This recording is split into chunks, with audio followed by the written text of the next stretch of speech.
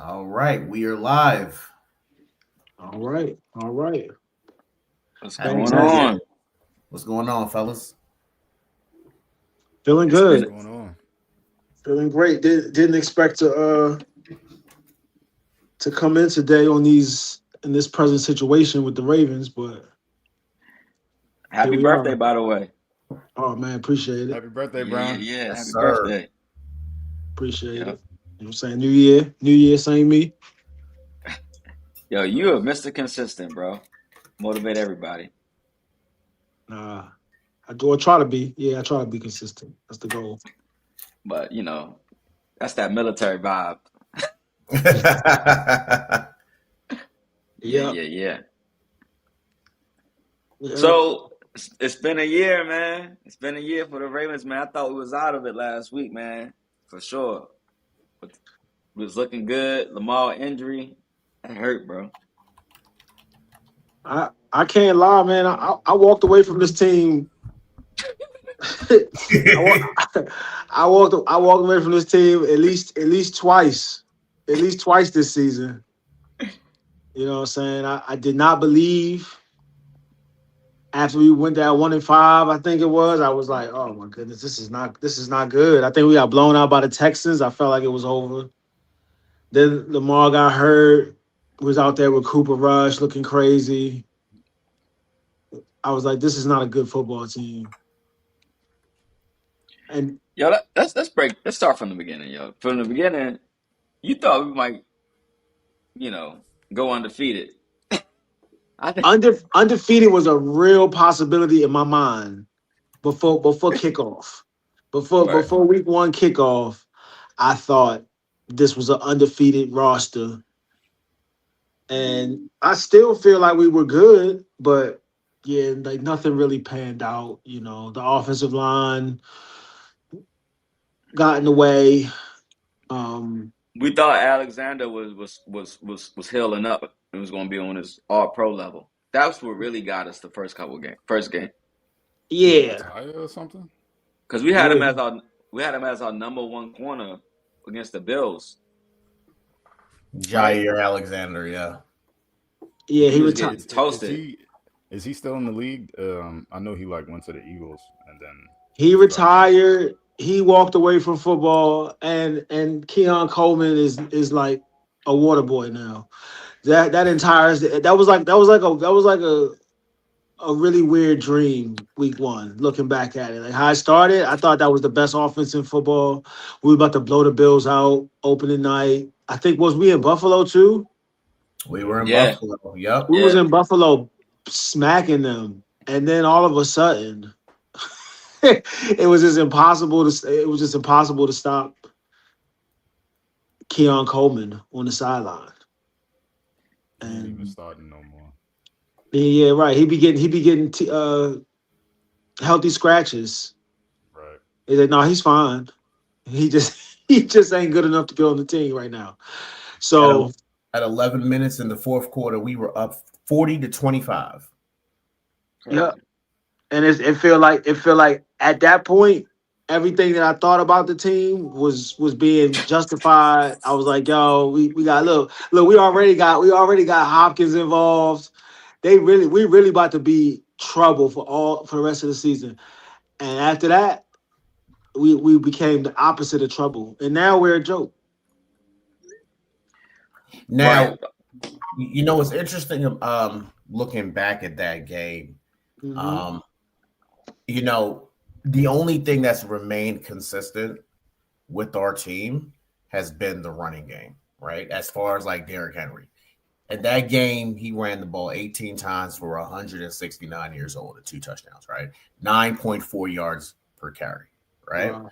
Right. He has been consistent and super consistent at almost like an all pro level. Probably, I mean, he probably is going to be an all pro again this year, but Yep. it's Yeah, because like, I think he's the third. He's got the third most rushing yards this Yeah, he's season got 1,500 yards and 16 tutties. He's yeah, cooking on a on a on a down year. bro It's a on a down with a year. down year. bad line with a bad line. And If he go out here tomorrow, or not on Sunday and give you like another 150, he definitely gonna crack 1,600 yards.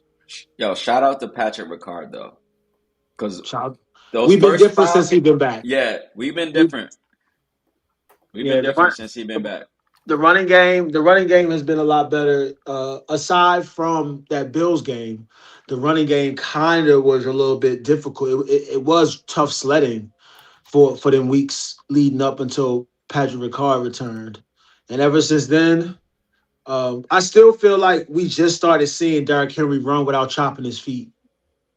These last few weeks is the first time that he started just being like, I don't need to necessarily see the hole. I'm just going to run that direction. It's better than me stopping. Because there's other stuff that he be doing, trying to stop. It's like, yo, relax, bro. Daniel Falele he's losing already. There's no Right. cutback. Right. Roger Right. Rodengarten is losing already. There's no Right. cutback. Right. You need to just hit the hole wherever it's at. If you're supposed to run off of Stanley Butt, then run off Stanley Butt. If you're supposed to run off of Rosengard or in the direction of Falele, just run that direction. He's gonna lose. I saw a clip where sometimes Falele, he just in the Green Bay game, he completely missed the block, bro. Like he was supposed to find some work, he couldn't find no work, and Derrick Henry, instead of trying to figure out what he was going to do, he just ran in the direction of where he's supposed to go, and three people just ran into Daniel Falele because he really is 6 foot. He really is 6'8", 6'8", 380. 380. He's a monster. So sometimes he's just big and it works out. But Derrick Henry finally started to trust the scheme. It looks like. Yeah, there's a whole highlight. I'm gonna give Falele some credit. He's been pretty good the last 2 games. The Packers and the Patriots. Those are probably the best games I've seen him play. So it looked better when we just run the ball. Right.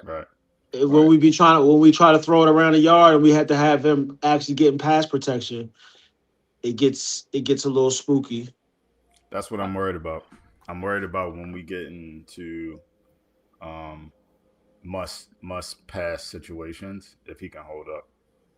Well, I mean, I think that we're just I think that everyone knows everyone's weakness at this point. True. If you can't, our goal is that we're gonna try. We need to be trying to run the ball down your throat and keep us in 3rd and 5 or less. If we're in 3rd and 5, 3rd and 4, you have to believe in Lamar Jackson's legs or Huntley, whoever's out there, and then you can really leave Derrick Henry out there on 3rd down and still trust that he can break a tackle and pick up 4 yards, break a tackle and pick up 5 yards. It's a good point. I feel like the last 2 years, the offensive coordinator needs a line, right? Because he's not even taking the simple play action pass to Andrews or the tight end, where those are gimmies based off our running game. Except for the last 2 weeks, of course, but the Huntley package is different than a Lamar package. But I feel like those 3rd and longs, that was just getting Lamar killed, bro. Yeah, I mean, He was getting sacked. You know how hard it is to sack Lamar? Yeah, but when you getting pressured, right up the middle, it ain't really much you can do. Yeah, left, right, and in the middle. So let's keep it simple. And if Derrick Henry is averaging over 4 yards a carry, it's game over. Let's just ride that out. He's carried the Titans for what, 8 years to the playoffs. They beat us with just Derrick Henry at the bank. We was there. Well, it's interesting. I'm looking at actually some of the PFF grades for our offensive line. Right, most of them. I mean, everybody's pretty much bad except for Linderbaum. Linderbaum is actually ranked as the 5th best center in the NFL right now. So he's been on fire. If you look at other people, like, for example, Voorhees, right? 50th out of 80. You look at Falele, 49th out of 80. He's actually slightly better than Voorhees, which is really saying something. It's because Voorhees just gets ran over every play. Yeah. There's no resistance from him. He just gets mauled by anybody that's in front of him. Yeah. Rosengarten, not too bad, 29th out of 86. And then, of course, Stanley, 27th out of 86. for tackles. So what that says is that you have one really good blocker, right? And then two average guys, and then everybody else is trash. Yeah, and those our line gets graded on a serious curve having Lamar and Huntley back there. So it's Yep. worse than that on any other team, you know.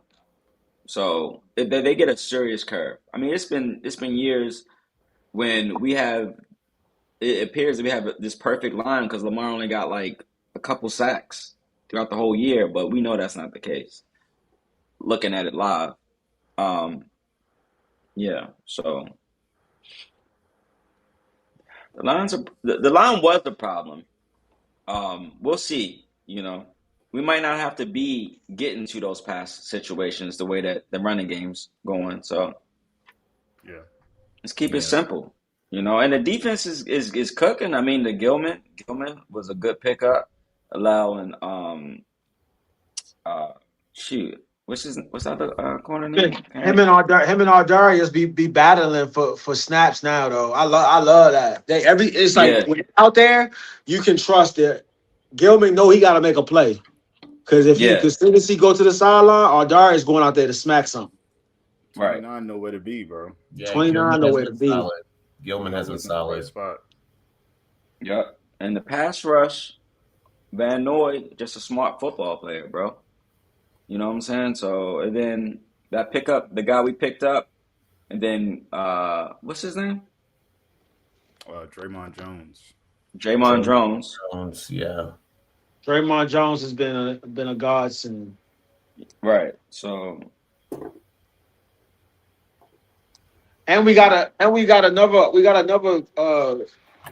offensive lineman that I can't think of, the rookie. He been Oh, he been stepping up too. oh yeah, yeah, they've you're been right. they've been swapping him out with Voorhees.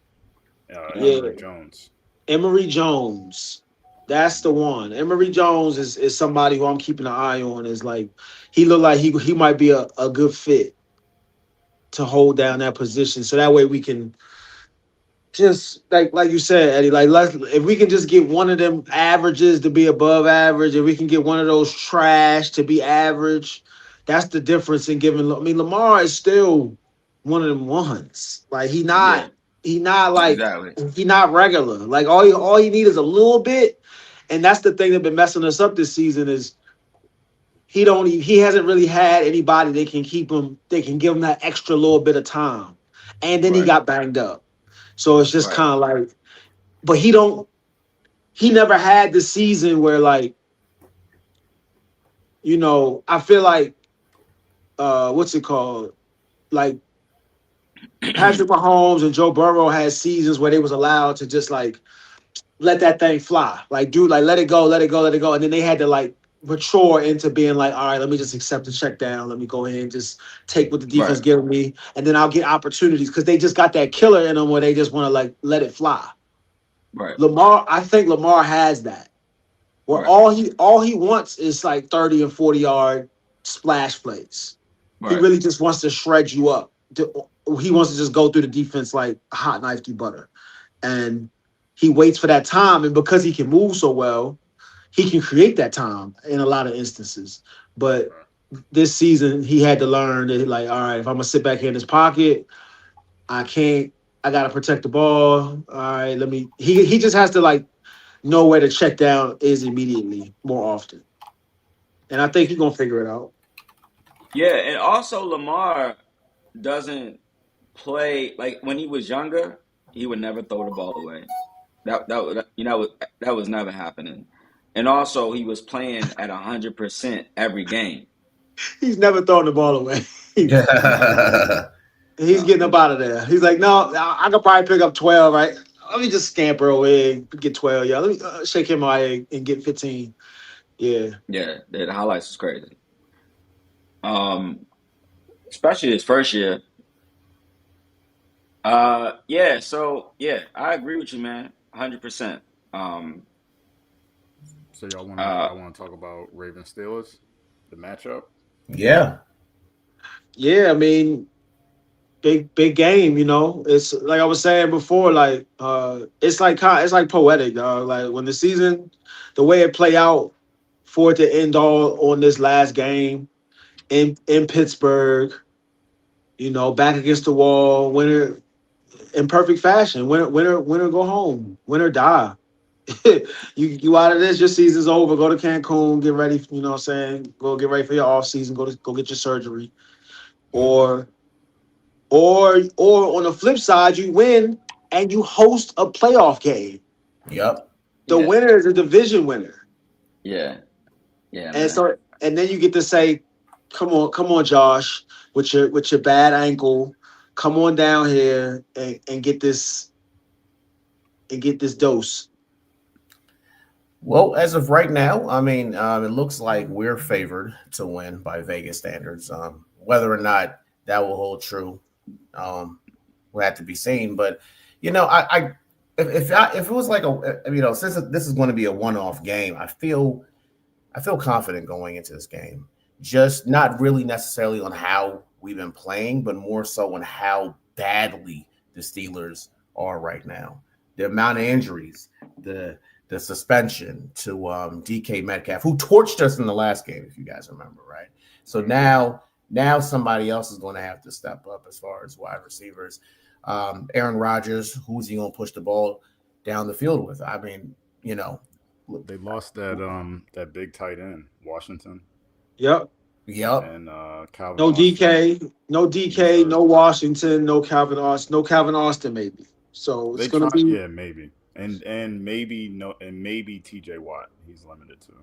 Yeah, and we could talk about the defense in a little bit, but I'm really just really want to focus on their offense because we saw what Cleveland did, right? They stopped them on every single drive. They only were able to muster. Our defense is not Cleveland. Our defense is not Cleveland, right? No, it's not. However, I don't think we've seen a very bad offense like Pittsburgh in quite some time. Yeah, and I mean, Marlowe's shutting down everybody else on that wide receiver squad. So we got a serious advantage. I mean, we did hold the Bengals to 0 points a couple of weeks ago. Yeah, Marlowe cooking, bro. All pro Marlowe. Listen, Kyle Hamilton's the best safety in the league. I don't want to speak ill of Marlon right now. He is on a little bit. Secondary got torched a little bit. He's on a little bit of a tear as far as making plays. He's been stripping guys. He's been in the right spot getting picks. So from that regard, Marlon Humphreys is being who he needs to be. One-on-one, he looks extremely suspicious. He be getting cooked, bro. He be getting torched out there. I don't like to see him out there by himself. I know a quarterback wide receiver combo loves seeing Marlon Humphreys out there by himself. They look around and they see a safety shading to the middle of the field, not to that hash. Oh man, that's a guarantee. Hey, we going on a go ball. This thing's going up. This thing's going up every time. So it's that's been rough to watch, to witness, and I don't know what was going on with Nate Wiggins last week. That was the worst game I've seen him play. He looked like not a professional athlete last week. I was like, he run a 4.3 or 4.7. He looks really slow. Yeah, he's hurt because he would be at the number one corner spot. That's why Marlowe's there. Well, not only that, he looked confused on a couple of plays too. Well, where's TJ Tampa? Where's what I'm saying? Like we're at the point to see. I need people to be. I don't want to hear that. Where's he not Lamar? If you're not Lamar, you can't be at 70% trying to go. Yeah. But is that just indicative of how bad we are at corner that we have to throw out guys like Wiggins as our number one corner at 70%? Is there anybody else who can cover on this team? I mean, every single time we not that bad at corner, yo. Every single time it be a corner, every time it's a corner available, we ain't never in the market trying to get them. So that tells me there's something we all right. Hamilton can cover too. Hamilton can cover. I'm just not seeing. They just trying to get that chemistry down. So it's mental. Yeah, I think it's meant because they just be making like mental errors, not being in the right spot. It don't be like they out there getting bullied. They are getting cooked though. They I are think Marlon, I think it's also the pass rush. bro. They expected Yeah, the secondary to hold up way too long. I agree with you on that. Yeah. The pass rush is doing nobody any favors. That's another key component. And like on some chill, like the last couple weeks, I think what's the name was kind of like some mistake. They just totally underestimated what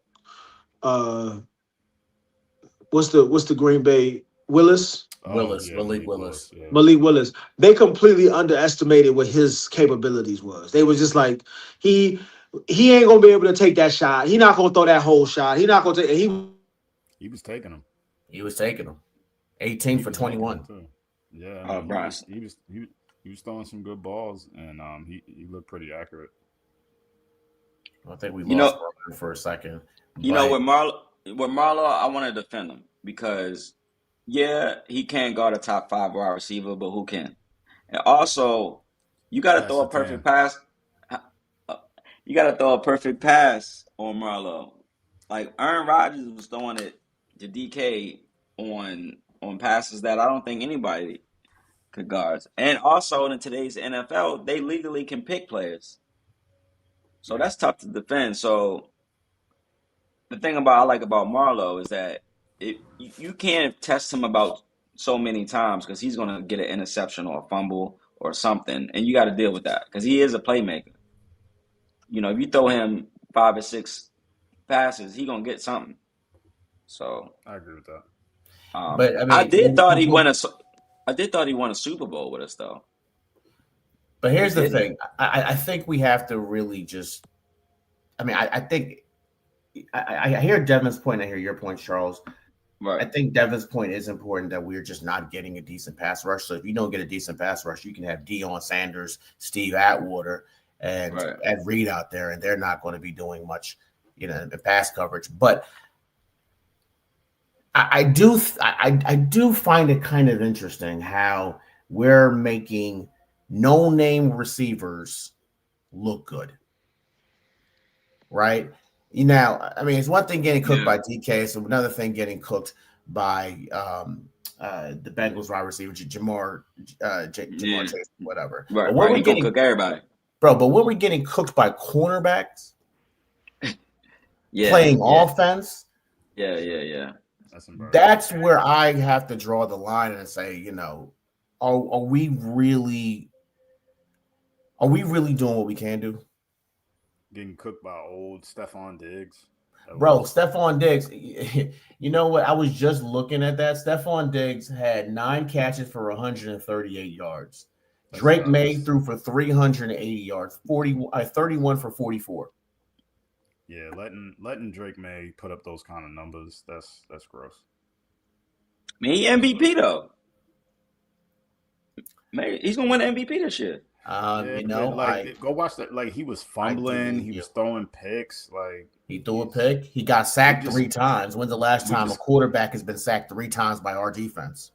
We just couldn't stay consistent on him, and they gave it up at the end. I mean, Malik Willis. I mean, if we're gonna keep it real, he was 18 for 21, 288 yards. Malik Willis cooked us. It's because they got time. He could ball though.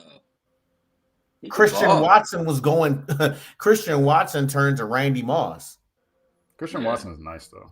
He just injury prone. I feel like Willis is going to be a starter next year somewhere. Yeah, he can ball. See that. If not a starter, at the very minimum, get a chance to start somewhere else. And he's a dual threat, like a legit dual threat. Bro, he ran for 2 touchdowns on us. Exactly. So he a problem for sure. So he's about to get paid. But if we bring that back to the Pittsburgh game, we don't have to really necessarily worry about those problems. Aaron Rodgers isn't beating anybody in a run. Aaron Rodgers' arm isn't what it used to be. There is going to be no deep routes, I think. He still got the timing and the accuracy, but I don't think he got the arm strength. He don't got the arm strength. I mean, he can pick us apart, and nickel and dime us, but that's only going to work when I feel like you're up, right? If we hold a touchdown lead or we go up 14-0, I just don't see how Pittsburgh can come back. The only No. way the only way they're gonna win if he play like he played last week, he like just avoiding sacks. They lost that game because he refused to get sacked by Myles Garrett. And if he has that mentality, it's over with. Because if we stop the run, then Aaron Rodgers is going to have to be Aaron Rodgers. And if he's not willing to do that and take the risk that comes with it, it's over with. And I mean, they only got to Aaron Rodgers twice, only sacked him twice, but it wasn't like Aaron Rodgers was accurate. He was 21 for 49. That's almost what, 50%? Yeah, but if you see the under game, 50% actually. It was all check downs and short routes. He didn't really test that defense. Yeah, I mean, it was they played a very like risk averse offensive strategy, hoping to outscore Cleveland's offense. They also definitely didn't want to give up that sack to Myles Garrett, which is crazy. But Right. they're not gonna play at that against us. They're gonna throw the kitchen sink at us. They're gonna treat it like they don't have their best players. They're gonna treat it like they, saying like it's their season, it's this or bust. Right. Basically they're gonna play like how everybody else plays us all season. They treat us like it's their Super Bowl, and they do Right. stuff on fourth down and they go for it at weird times. So that's what I expect from them. As far as their offense is concerned, I mean, I don't really know football no more because the way the Ravens done disappointed me over the last few years. I didn't expect it. I didn't expect it a lot. Yeah. I didn't expect it a lot, and they didn't give me very little in so many different ways. They disappoint me like different ways, which was just like crazy. But as far as the matchup is concerned, straight up and down, the way our offense is running the ball.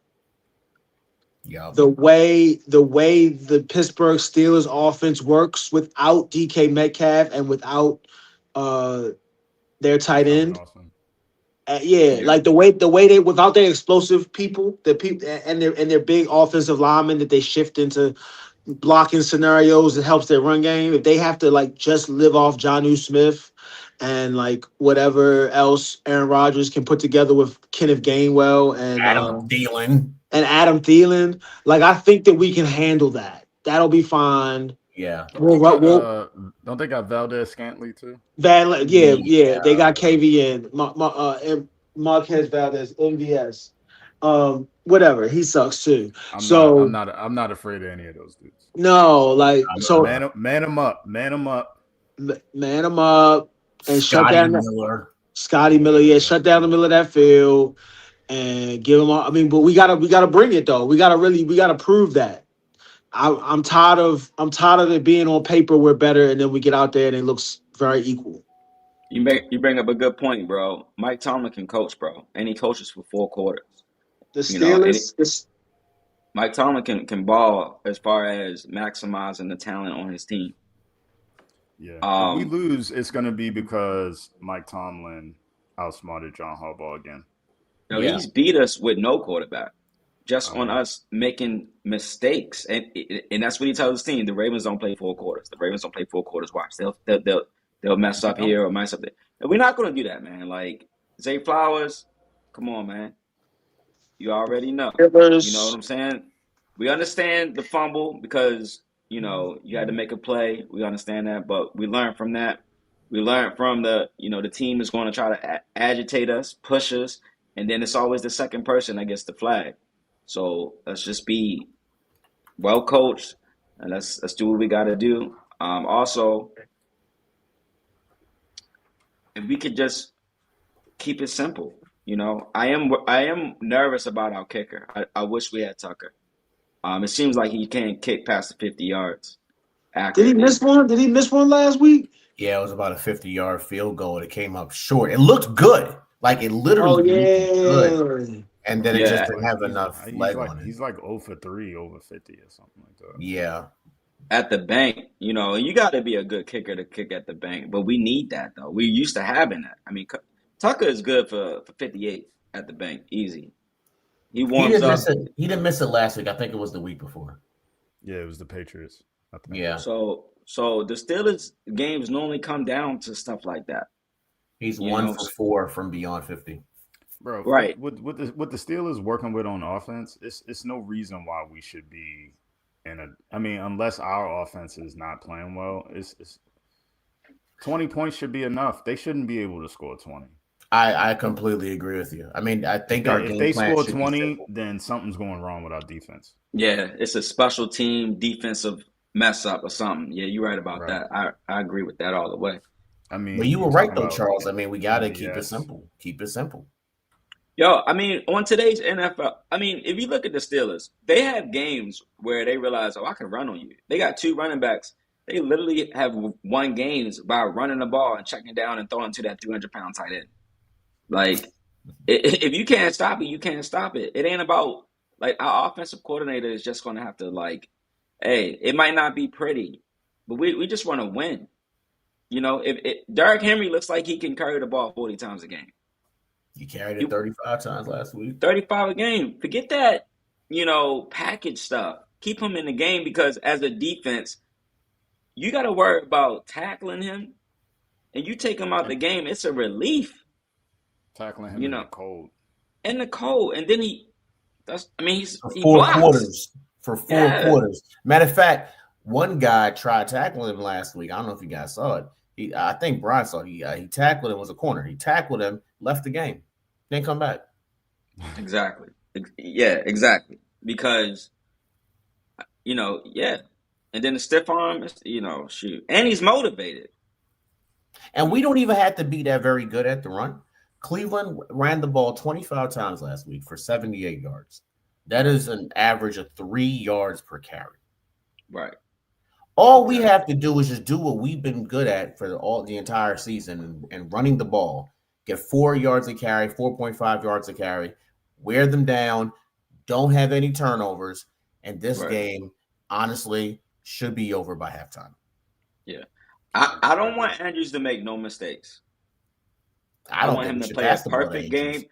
I don't want him to drop nothing. I want him to actually look out for Lamar and make a play. I want him to play his best game. He is out. He has all the records. Lamar has relied on him. That's Lamar's guy. We just signed him to a extension. On the playoffs, Kelsey performs. Yeah. At his best, and we need Andrews to be on that level. I mean, and that's the difference between us winning Super Bowls. Kelsey's going 12 for 12. We need that out of Andrews this game. I'm expecting him to be all pro and play his best game. No drops, nothing. I don't want no tip interceptions, none of that. He's gonna have to come through. He should be open because that play action off Derrick Henry should be open every time. Yeah, Andrews used to be our number one. He used to be our offense. He used to do all that stuff on a corner and a safety. Now he's getting guarded by a linebacker. It's over with. So I want Andrews to have his best. He has to.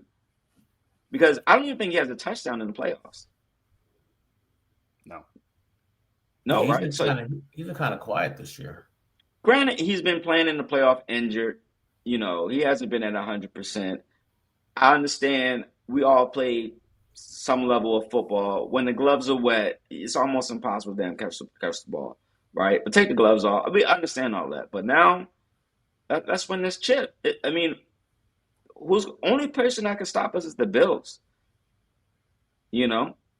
So it's no Mahomes. So let's do it.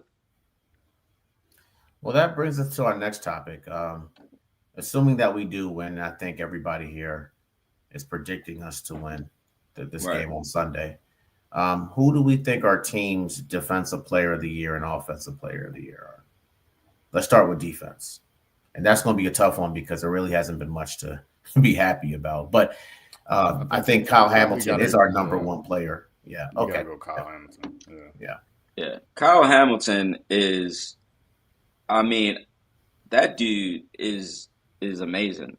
Like he will, and he plays his best football in the biggest moments. I remember against the Chiefs last year, he had the first 15 tackles. This dude is a baller on defense. He's and everywhere. he shuts down whatever tight end gets thrown at him. He's the best blitzer. He's just the best tackler. He's the best at everything on the defense. Yeah, he was guarding Jamar Chase on some plays against the Bengals. So yeah, he's like that. Yeah. I'm trying to think behind him. Who is it? On defense, I mean, Yeah. Who is it? maybe Roquan, but Roquan was hurt and he wasn't super great early in the season. He's been better lately. Right. I think Wiggins up until last week was pretty good most of the season. Yeah, he's made a for sure.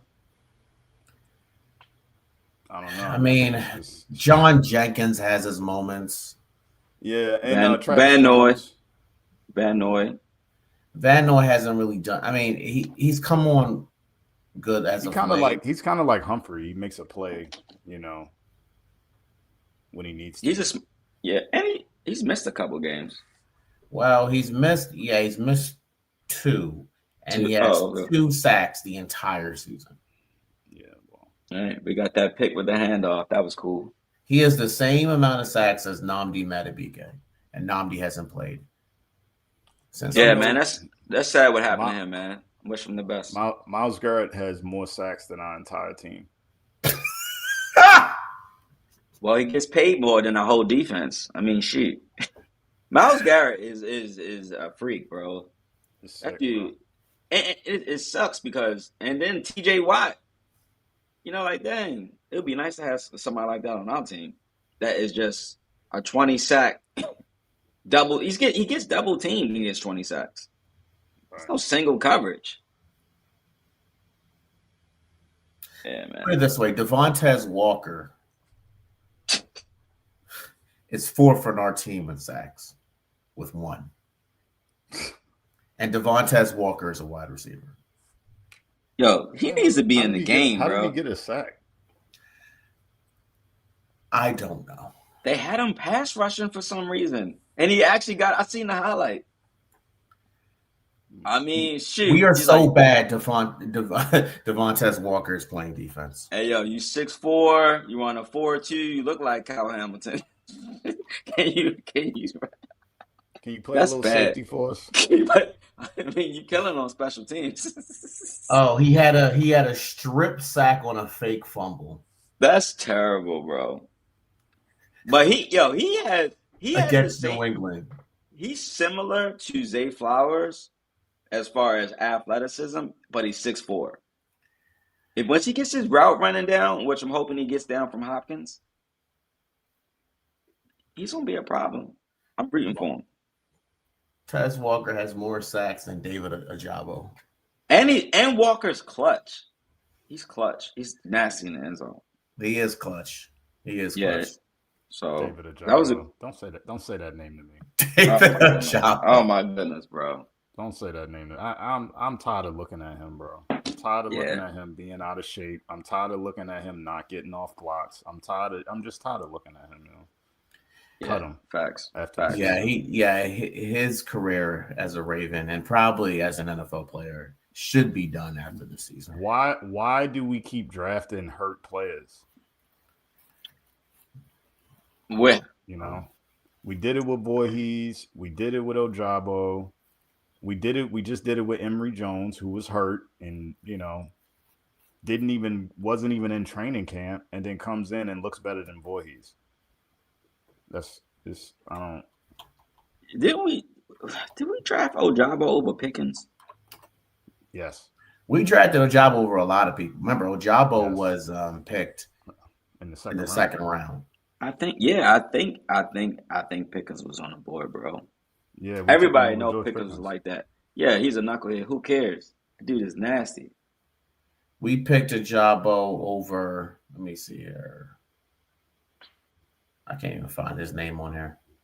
We picked him over Pickens. We picked him over Alec Pierce, who's actually having a really good season with the Colts. Over Trey McBride, who is arguably probably the second best tight end in the NFL right now. We picked him over James Cook, the running back on the Buffalo Bills. We picked him over Nick Bonito. I mean, the list goes on. Yo, that might be EDC's strategy if you think about it. All of our second round picks are hurt or just recovering from hurt. Even with Dobbins, with the knee injury, I'm starting to realize that maybe that's his strategy to try to get. He assumes first round talent, hurt first round talent in the second round, but it's not a good strategy. And also the strategy is we don't need 1,000 fifth round draft picks. Like, I feel like that he should have let some of those go when we're trying to win a Super Bowl and get us a lineman or like a pass rusher. A pass rusher. I feel like if it was any year to do it, it was this year to let some of that go. It was also 2022. I mean, the year we picked the job up. We picked him over Nick Bonito, who I just mentioned, who last year had 13.5 sacks. The year before that had 8 sacks, and this year has 12.5 sacks. Right. We could use but, you know, EDC is like, hey. Would be great. Yeah. EDC is like, hey, I swing and I miss. What y'all think about? Go ahead. But what y'all think about Bateman, bro? Didn't we talk about this, about him just not being locked in? Like, he's so inconsistent, and it just seems like he loses focus. Right. And then he catches like super hard catches where you think, how did he catch that? And then he'll drop the easy ones. Bateman's tough. I mean, because you see the talent, though. You see the talent. You see the ability, that athleticism, right? And it's just like he's like a knucklehead. He can't put it all together, you know, or he'll do like 2 good things and then he'll just like disappear for the entire game. I mean, Bateman has been so bad for us this season that DeAndre Hopkins in the last few games has gotten more snaps than he has. And that, to me, just tells you everything on where Rashad Bateman is right now, or at least how John Harbaugh views him, right? Because DeAndre Hopkins, God love him, slow as hell. All he has is his hands at this point in his career. That's all he has. They're still magical, though. They're still great, but he can't get open. His separation is no longer there, but his hands are great.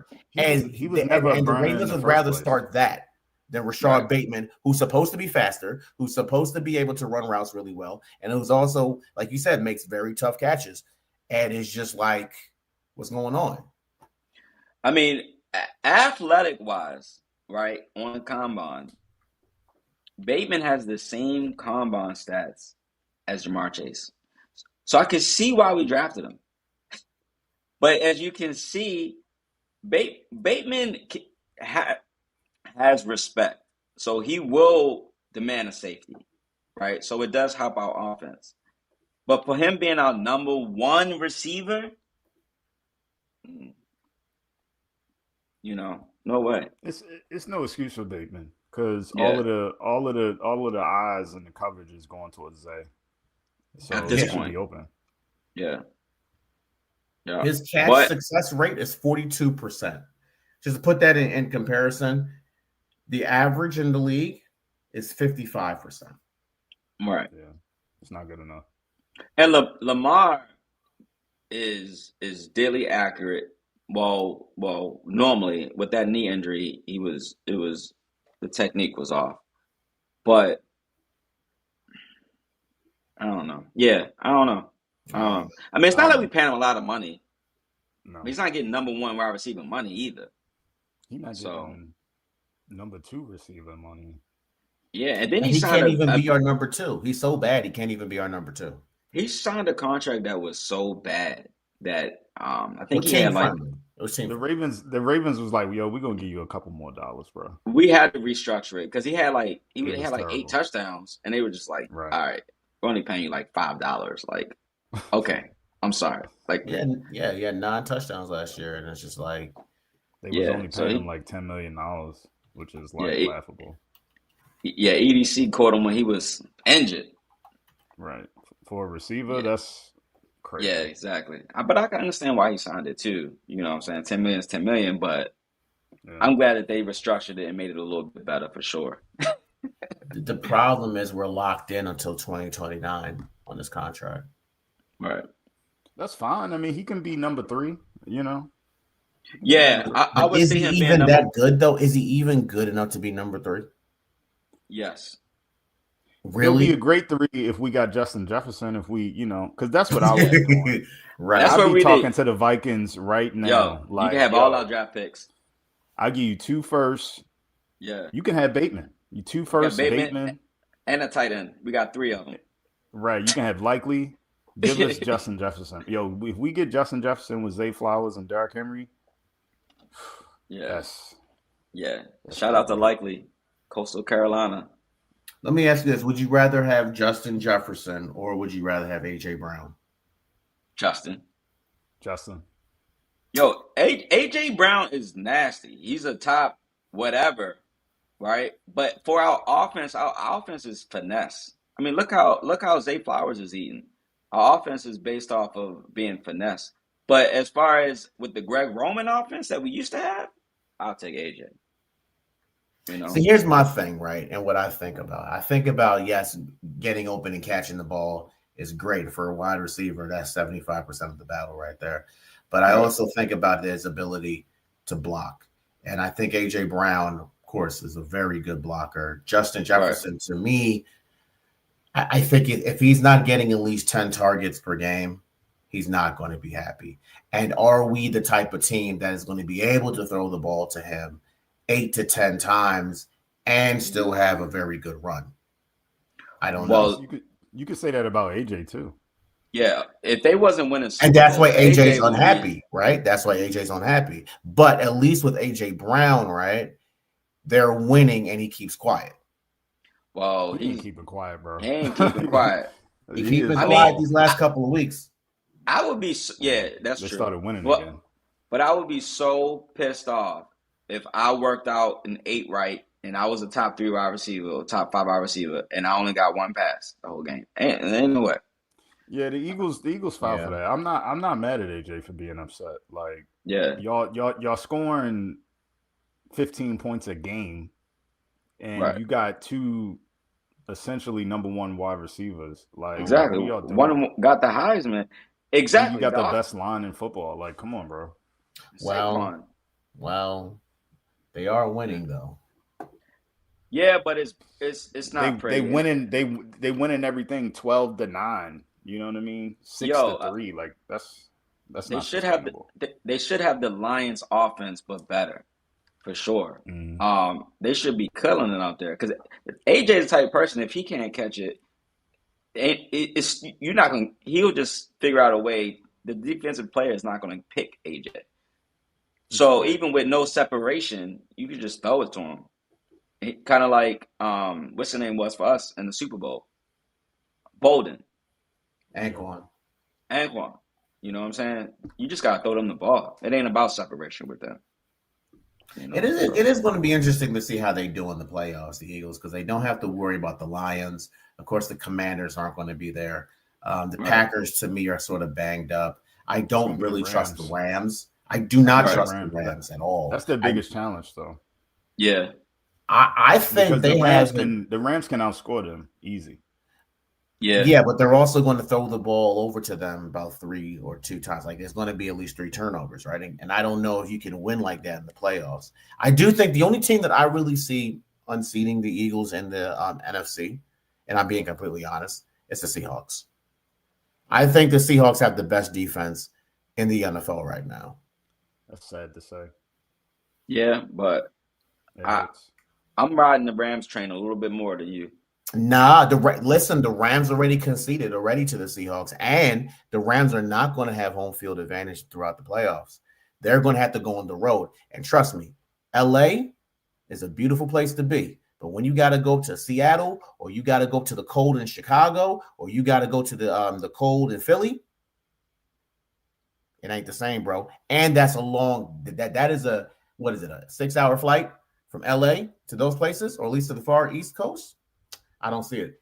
I don't see Yeah, it. but I mean, Devontae Adams has been hurt. He hasn't been playing, and that's a I mean, pick your poison. That's a big difference. So we're gonna see. It's definitely gonna be tight, for sure. I'm not saying you right or wrong because I definitely see your point, but I definitely see your point for sure. But he threw those picks and stuff, but he's second in the MVP race, too. So Yeah. He's had a phenomenal season. But I yeah, do worry about those turnovers. And yeah, honestly, I don't yeah. even put them as my second best team if I'm going to be completely honest with you. I have the Seahawks, and then I have the Eagles. I put the Eagles slightly above them, and then I would put the Rams. And honestly, I think if I'm going to be like no whole bars, I would be very scared for any team that has to play the 49ers as well at this moment. The Oh yeah, 49ers are cooking. and I think they can have the home field advantage. Like, isn't the Super Bowl That they'll in? have the Super Bowl in San Francisco, but they won't have home field advantage because the Seahawks, as of right now, is going to win that division. And a matter of fact, I think I don't know if it's wrapped up already. Well, not only are they going to win the division, they will have home field advantage. They'll be the number one seed, so they'll also have a bye. Yo, that offensive scheme is beautiful, yo. It is timing, so executed. It's and then he got the perfect players to execute it, you know. So they went off. They go off. So Oh, they we'll play the see. 49ers. I wonder what happens. You know what? I think in the 49ers game, and they got to go into San Francisco. I think they have to win this game. Okay. Yeah. So it's all division games last week of the season. It looks that way. Let me crank up the NFL machine. Yo, the NFL really did it this year with the schedule, yo. They You know, did. They didn't help us. They set us up for failure. yeah. It's crazy. How did they know that the division was going to go between us and the Steelers? Because it Like, always comes down to that, bro. that's what I'm saying. Even with the Bengals, nice as they are, still us and the Steelers again. All right, so let me add my screen here. So let me show you guys the NFL playoff picture. Blow that up a little bit. All right. So, well, what's interesting? I was actually playing around with this last week. Well, not last week, earlier this week. And so we have a scenario here where the Tampa Bay Buccaneers, right? If they beat the Panthers, right, you would think they're in. But what has to happen is that I believe the Saints have to win, which is kind of weird, right? Because if the Saints win, they're in. But if the Saints lose, look what happens. The Panthers are in. So even though the Panthers may lose this game, right, as long as the Falcons win, which they should win against the Saints, they're still in. So that's kind of weird. But anyway, we're talking about the Seahawks and 49ers, right? So the Seahawks, if they win, it looks like they're in. If they lose, oh, check this out. If they lose, Seattle will then have to go to Carolina, and then the number one seed will then go to San Francisco. Interesting. Yo, the Panthers have been clicking though. They Yeah, I know have. they had a very bad game last week, but I'm surprised. The They pulling Panthers, that the thing together. Panthers, the Panthers got two really good guards, and it changed their team. Yeah, Yeah. They took one of the guards from Kansas City, yeah, and they took one from somewhere else. I can't remember where they got the second one, but they stopped letting that pressure come up at Bryce Young like in his face. And look, I mean, they went up 8 games from last year.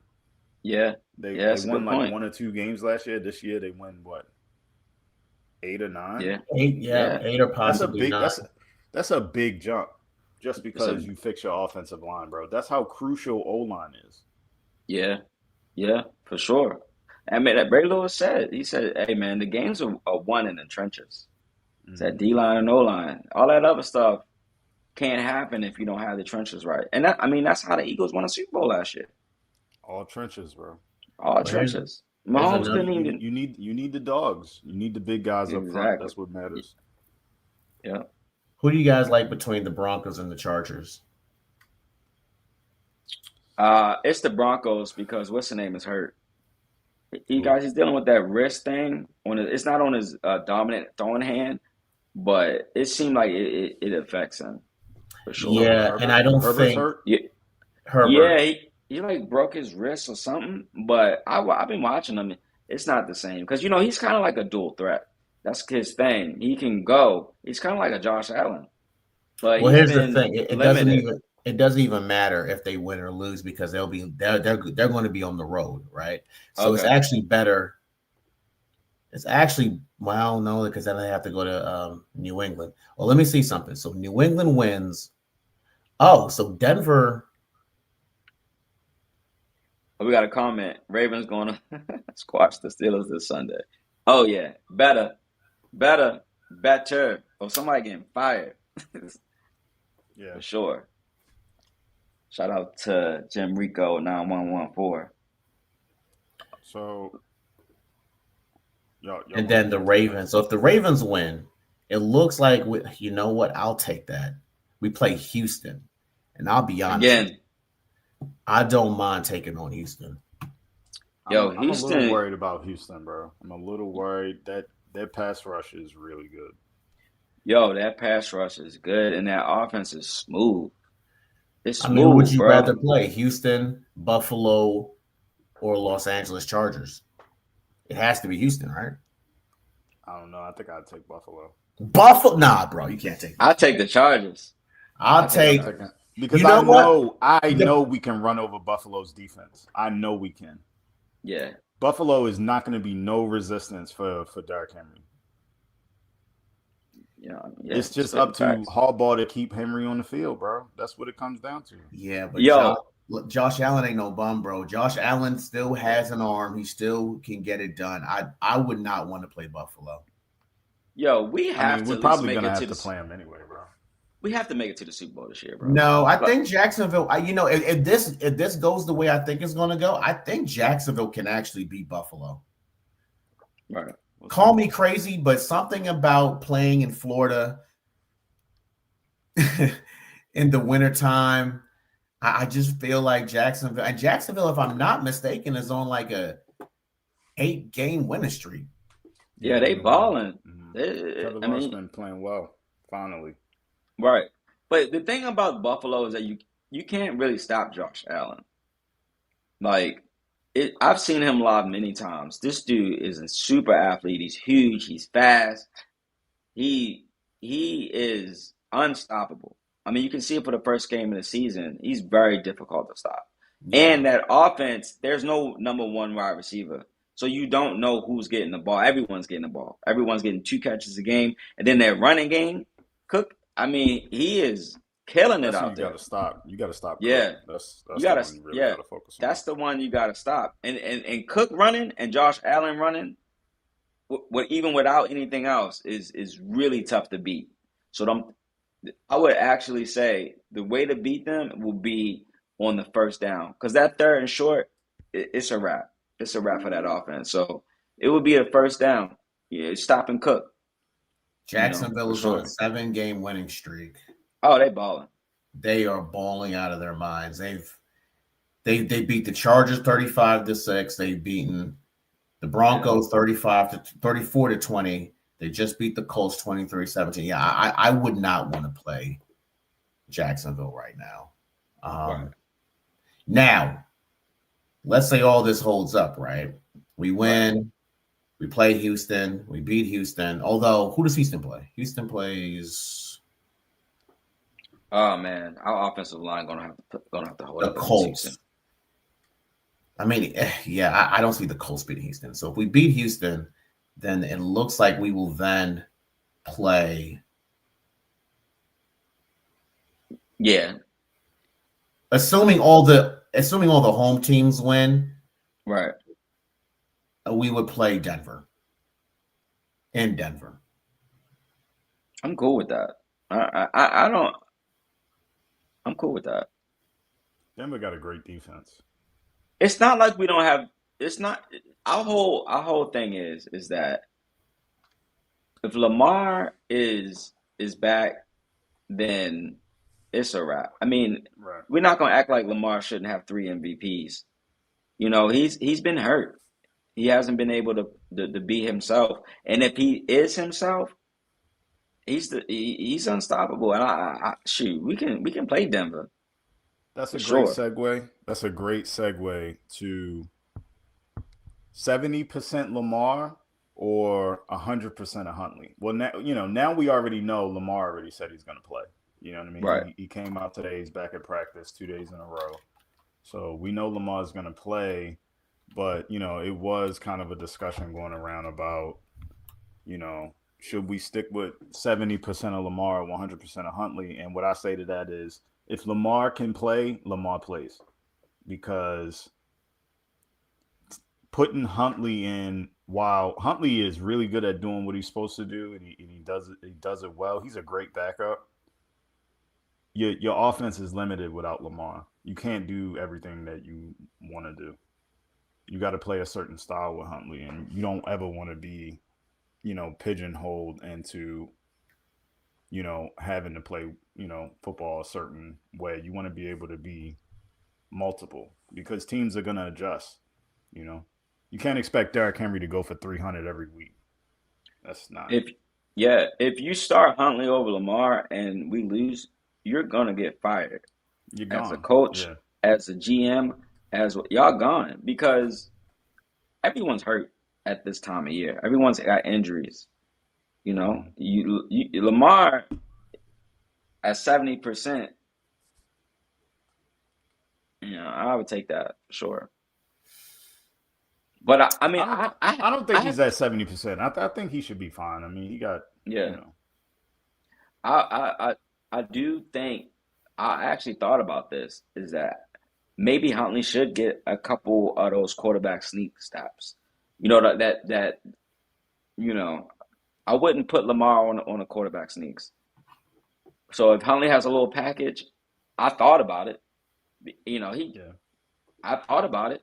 If it's 3rd and 30, and we about to check it down anyway, well, I don't want Lamar out there, and getting I don't know exactly. I don't want that, but it's also, I don't know. It's tough because Huntley, he's a safe player. He don't really take chances, and he has a connection with the old offense with the Andrews or whatever. But I don't know, so. But we gotta pay Huntley. God damn. Well, I'm gonna play devil's advocate on this. Let me hear what you got, Raiders fan. Yeah, let's see what you got, buddy. Now, what is the percentage that Lamar is at, right? If he is at 75%, I would say we have to play him and hope he doesn't get injured. And if at any point in the game he gets injured, of course, we have to pull him out of the game and put Huntley in, right? And that's a luxury that we have. If Lamar is looking at like 65, 70, bro, I don't know. Huntley, here's what Huntley's good at. And Charles, you alluded to it. He doesn't take chances. He doesn't turn over the ball, and he runs. Right. Lamar, injured, is a reluctant runner. And I'm not sure we can sit back and throw the ball 25, 30 times and expect to win. We have to run. We have to be able to run the ball. And if we have a quarterback that's running the ball effectively and efficiently, that opens up the lanes for Derrick Henry or Keaton Mitchell, because that means the linebacker is going to have to, watch out and be a spy as well, right? So that's where I'm at. Now, luckily, it's not Lamar's legs that are injured. It's his back or his, ribs or whatever. So I want to lean on Lamar starting and being effective as well. But I'm telling you guys, if he gets a hit or he's playing through a lot of pain, I don't think we have a choice. I think we got to put Huntley in. I feel like it's coaching, man. You know what I'm saying? Like Mahomes had one leg of mini games. He had knee braces on. You just got to switch the offense up. You got to have the plays, like you mentioned, maybe have the Huntley package in there, but just have Lamar run it as far as the check downs. And that's the thing about it is Lamar has carried our entire offense for years. It's time for everyone else to step up. You make a good point, And I want to show you something. I like what you said about Mahomes. Mahomes did a whole playoff run to the Super Bowl with a high ankle sprain. Forgot about that. Like, these quarterbacks play hurt, bro. That's part of the game. They do. They got that little shot where they ain't feeling nothing. But what you guys see here that I kind of want to point this out, because this is sort of what we have done that's been effective when Huntley plays, right? The two games that he started against Chicago and Green Bay, mind you, Chicago and Green Bay are both playoff teams. We can both admit to that, right? Right. 17 for 22, 77%, 16 for 20, 80%. Not throwing the ball more than 23 times. One touchdown. But here's the carries. 8 carries, right? Yeah. He's not scared to run the ball. I don't think Lamar, and correct me if I'm wrong, I don't think Lamar has ran the ball that many times in the last 10 games. Yeah, he can't. He only had one leg. He had like 3 injuries on one leg. He had the ankle, the knee, and a hamstring on one leg. So he literally, he couldn't, for sure. The toe and too, bro. And the toe, like, yeah. We're not going to act like Lamar is not the best dual threat quarterback ever, But the Michael Vick Lamar conversation is starting to heat up, 1 and 2. But Lamar's Lamar, bro. Like, if you're gonna start Huntley, you better win, because you're definitely gonna be fired the next day if you don't. The last time Lamar has ran the ball 8 times was against Minnesota.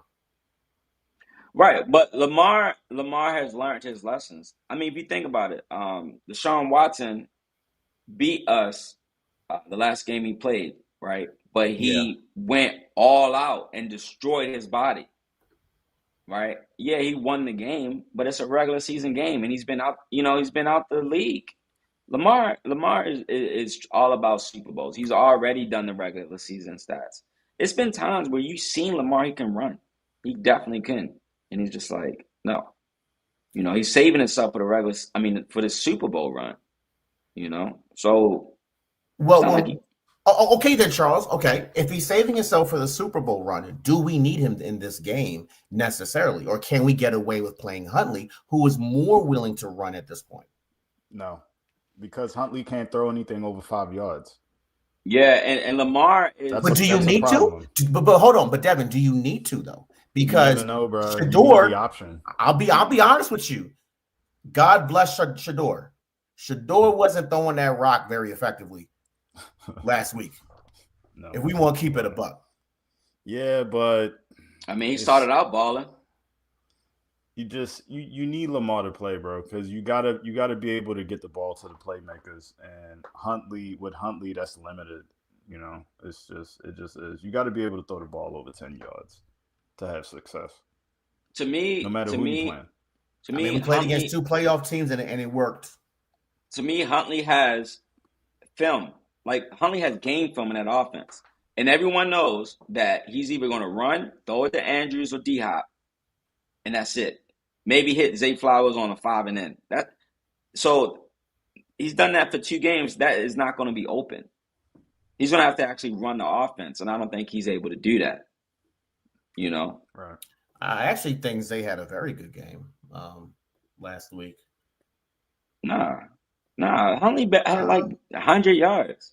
Yeah, he had 4 catch, 30 yards, and a touchdown. That was a good pass by that touchdown pass. That was a thing. That was under 5 yards. I mean, that was everything was on. He didn't throw anything over like 6 or 7. 13. He didn't throw a damn thing over 13. That's not sustainable. You're not going to win that way. if anything with criticism with Huntley But he is ran the that ball 8 times for 60 yards, though. Huntley has to change his throwing motion, right? It takes too much effort and time, and the strength isn't there. If he wants to improve as a quarterback and get on that next level, he has to figure out how to throw the ball quicker and have more velocity. Yeah. And that, because it's not like he can't, it's not like he's not like that, as far as, it's just that in the NFL, you can't give the defense an extra second or extra half a second. And that, especially when it's not coming out hot, where Lamar's throwing missiles instantly, and Lamar is normally one of the top touchdown, as far as inside the 20. He normally has the higher percentage of touchdowns thrown inside the 20. Yeah. So, Eddie, you ain't starting Huntley, bro. Come on, man. Like, I hear your argument, but ain't no way. Well, I'm not starting Huntley if Lamar is anything above 70%. Okay. Let's call it 71%, actually, because at 70%, I'm. But yeah, and again, like I said, it's not Lamar's legs that are the issue. It's just really, honestly, a matter of pain management, because it's not his arm, it's not his fingers, it's his back, right? So as long as he stays upright, I think he'll be fine. If he does get hit, though, and he just becomes ineffective, I do wonder at what point are we going to have to make a tough decision and put Huntley in the game. Remember, it's a one-off, right? This is win and we're in, right? And I kind of wonder what is Harbaugh's risk tolerance this week. Harbaugh should be anything to win because his job is on the line. His job is on. Whoever loses this game is not going to be coaching their team next year. Probably not. Yeah, that's true. Because Tomlin's probably going to be out too if the Steelers lose. Yeah, and honestly, I think it'll be better for Tomlin to lose because he still has his. They will still have a winning record. They'll still be 9-8, right? So he can hang his hat on that. But it would be a good divorce, kind of like how Andy Reid and the Eagles finally came to their divorce over all those years, and it worked out beneficial to both of those people and both of those parties because. Reed went on to the Chiefs and ended up winning Super Bowls, and Eagles got rid of him and won 2 Super Bowls, right? So maybe something like that will be good for the Steelers. For us, though, if we lose this game, I think we're in a more precarious position because we only have to find a new coach. We've got to find a coach that's willing to coach Lamar and bring in weapons to fit that offense, and I think that's going to be a little bit harder to do. The problem with Mike Tomlin is he's such a good coach that he maximizes teams so that he never tanks. So him making the playoffs over and over again doesn't allow him to get a draft pick high enough to get a decent quarterback to restart it. But for me, Mike Tomlin is I feel like they've been making. If Mike Tomlin wasn't a coach in those teams, they would be like the Browns. I would switch Harbaugh for Tomlin in a second, bro. Mike Tomlin is a coach. He can coach. I've met the guy. I just wanted to say I met the guy, but it don't even fit this conversation. But he can coach, man. He's won games he shouldn't. He's beat us. He's battled with us, split with us when we had MVP Lamar. When all they had was field goals and no quarterback and a run game and TJ Watt. So, but the Steelers fans are tired of him. But I feel like now to be fair though, Charles, a lot of those games are at the end of the year when we had already wrapped up division and wrapped up the first seed. So we kind of gave the Steelers a win. Yeah, I think we did it for like 2 years straight. We're just like, take this W. We'll give it to you. Yeah, so they'll be making a big mistake because if Mike Tomlin's on the coach of the Steelers, I'm happy.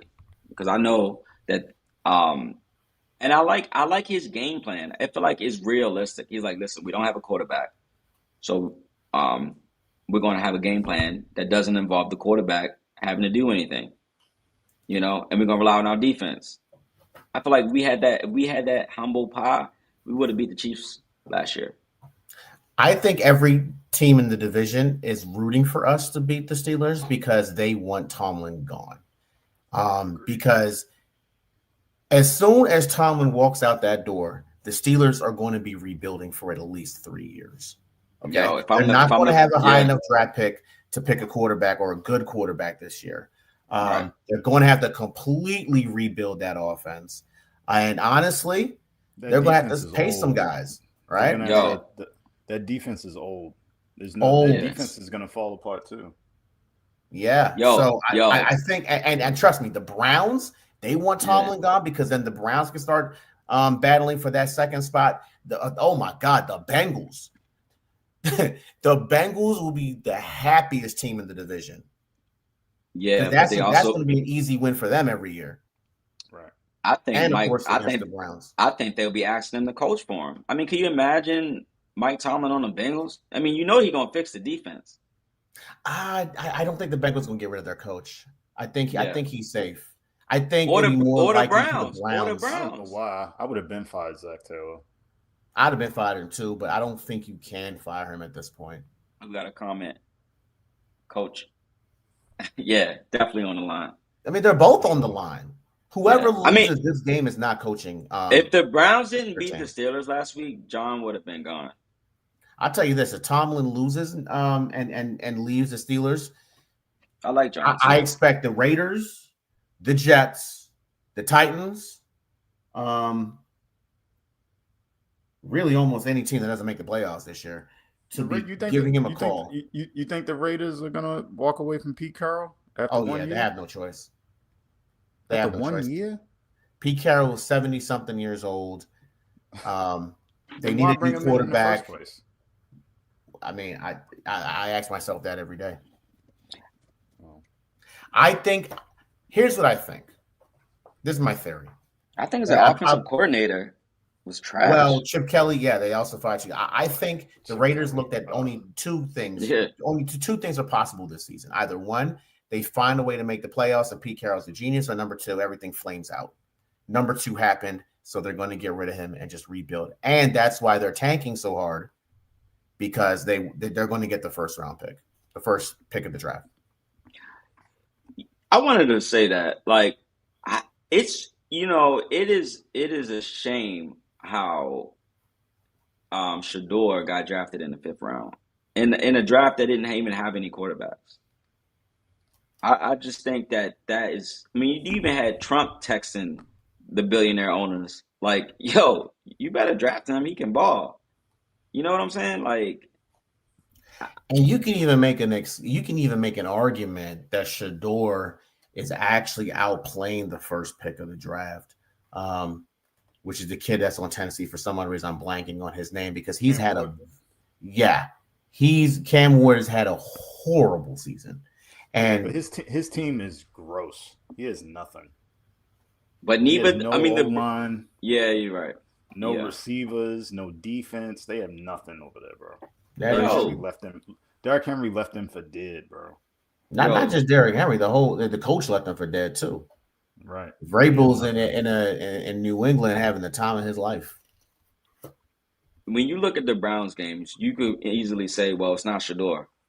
It's not. I mean, Shador is the reason that they have any kind of chance, and they've done stupid things like they'll take him out the game when the game's online when he didn't score, 38 points. It's just like they're losing on purpose. I mean, I would say a lot of those games, they're probably tanking, or it was a battle. I mean, you don't take your quarterback out the game and call a 2-point conversion with the game on the line. And there's been and they gave him the wrong wristband. Come on, no, that was egregious. And he's still, and Judy dropping everything. I mean, he's played okay last week, but he's unreliable, and he's not a number one wide receiver. I don't know. But here's the thing, though. Shador keeps them competitive, though, because if you look, they beat the Steelers. The week before, they only lost to the Bills by 3 points. Let's throw away the Bears game because the Bears are just a very good team. And they've lost to the Titans by 2 points.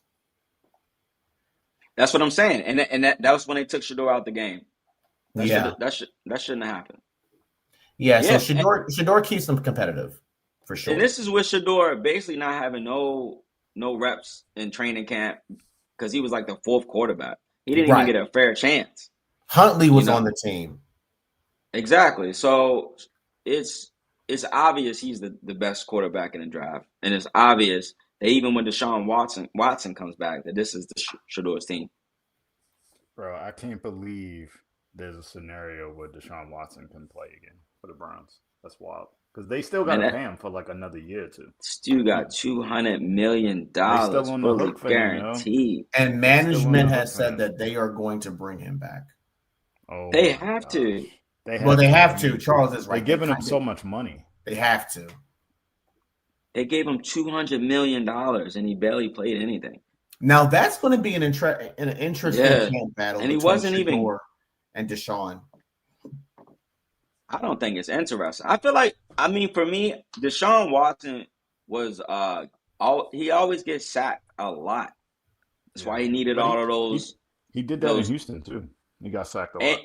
And he had D-Hop in his prime. D-Hop was unguardable, catches everything. So you one read D-Hop and then you get sacked or you run. To me, because there was a time where they said that, Deshaun Watson was better than Lamar, coming in. So, I don't know. For sure. Deshaun was like the second best.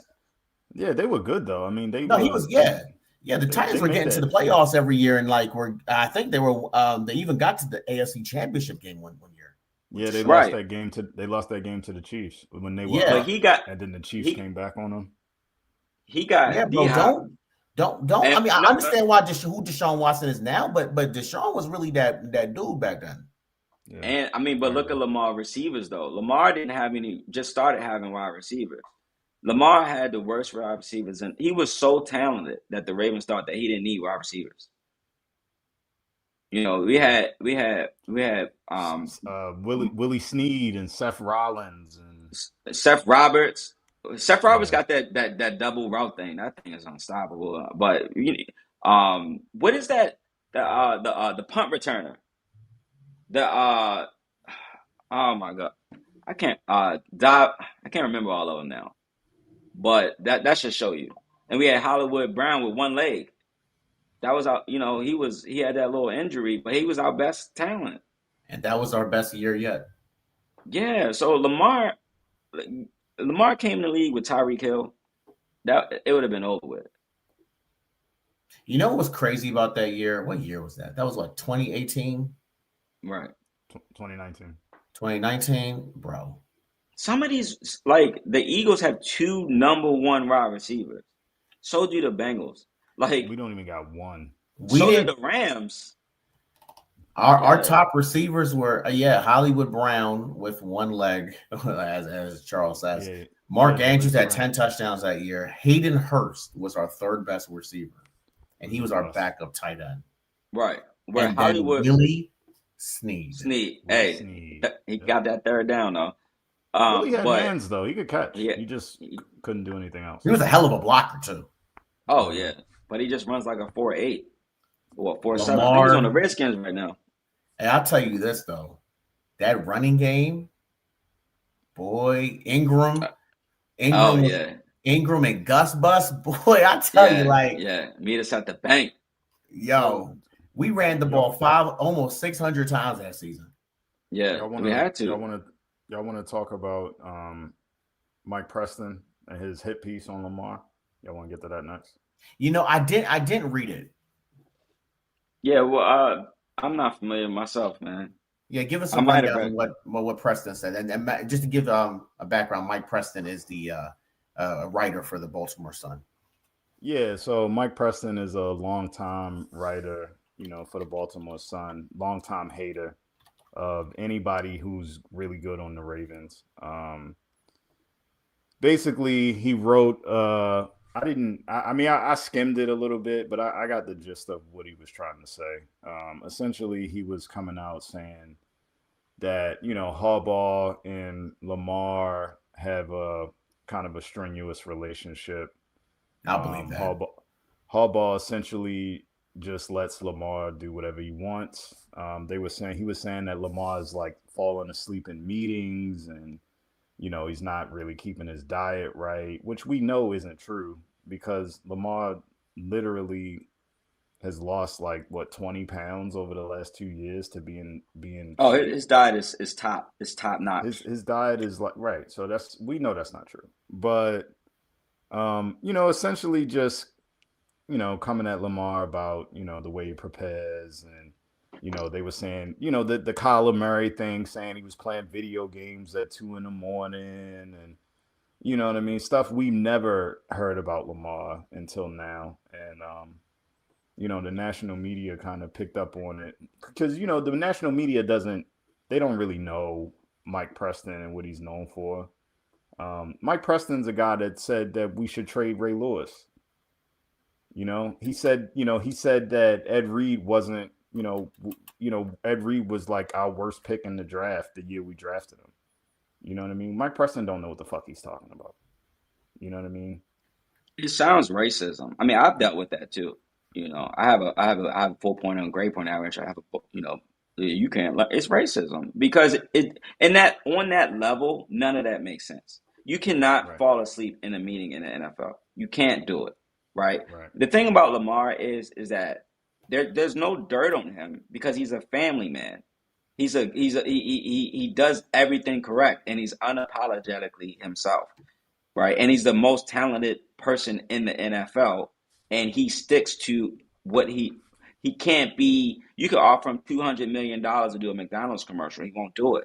You could offer him $1 billion to sign a Nike, he won't do it. So he can't be there. He's not in the clubs, right? You cannot get real dirt on Lamar.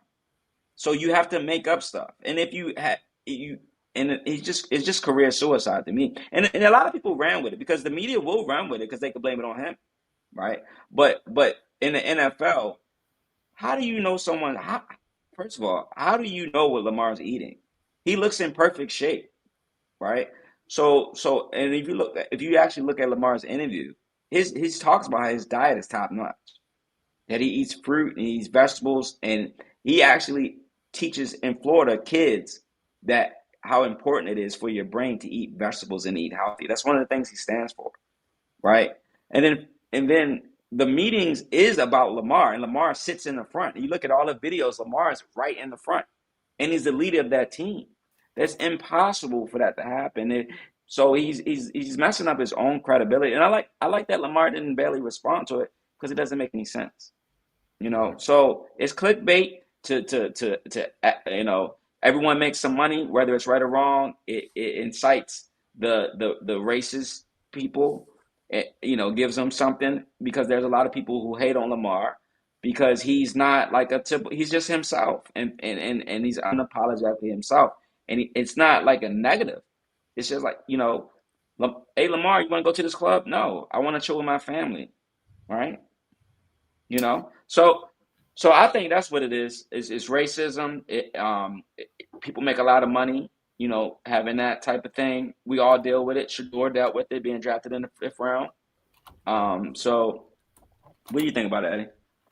Well, I just found the article. Just to give you some background, Mike Preston is actually African American.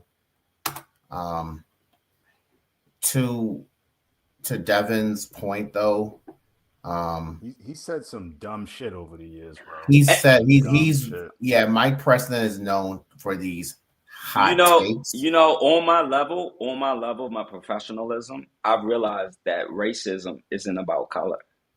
It could be African Americans that are more racist, then actually it has nothing to do with it because I've experienced it with black and you would think that since someone's African American that they would not be like that, right? But I've experienced it because I've gone up to the professional level, And you really have to think about that.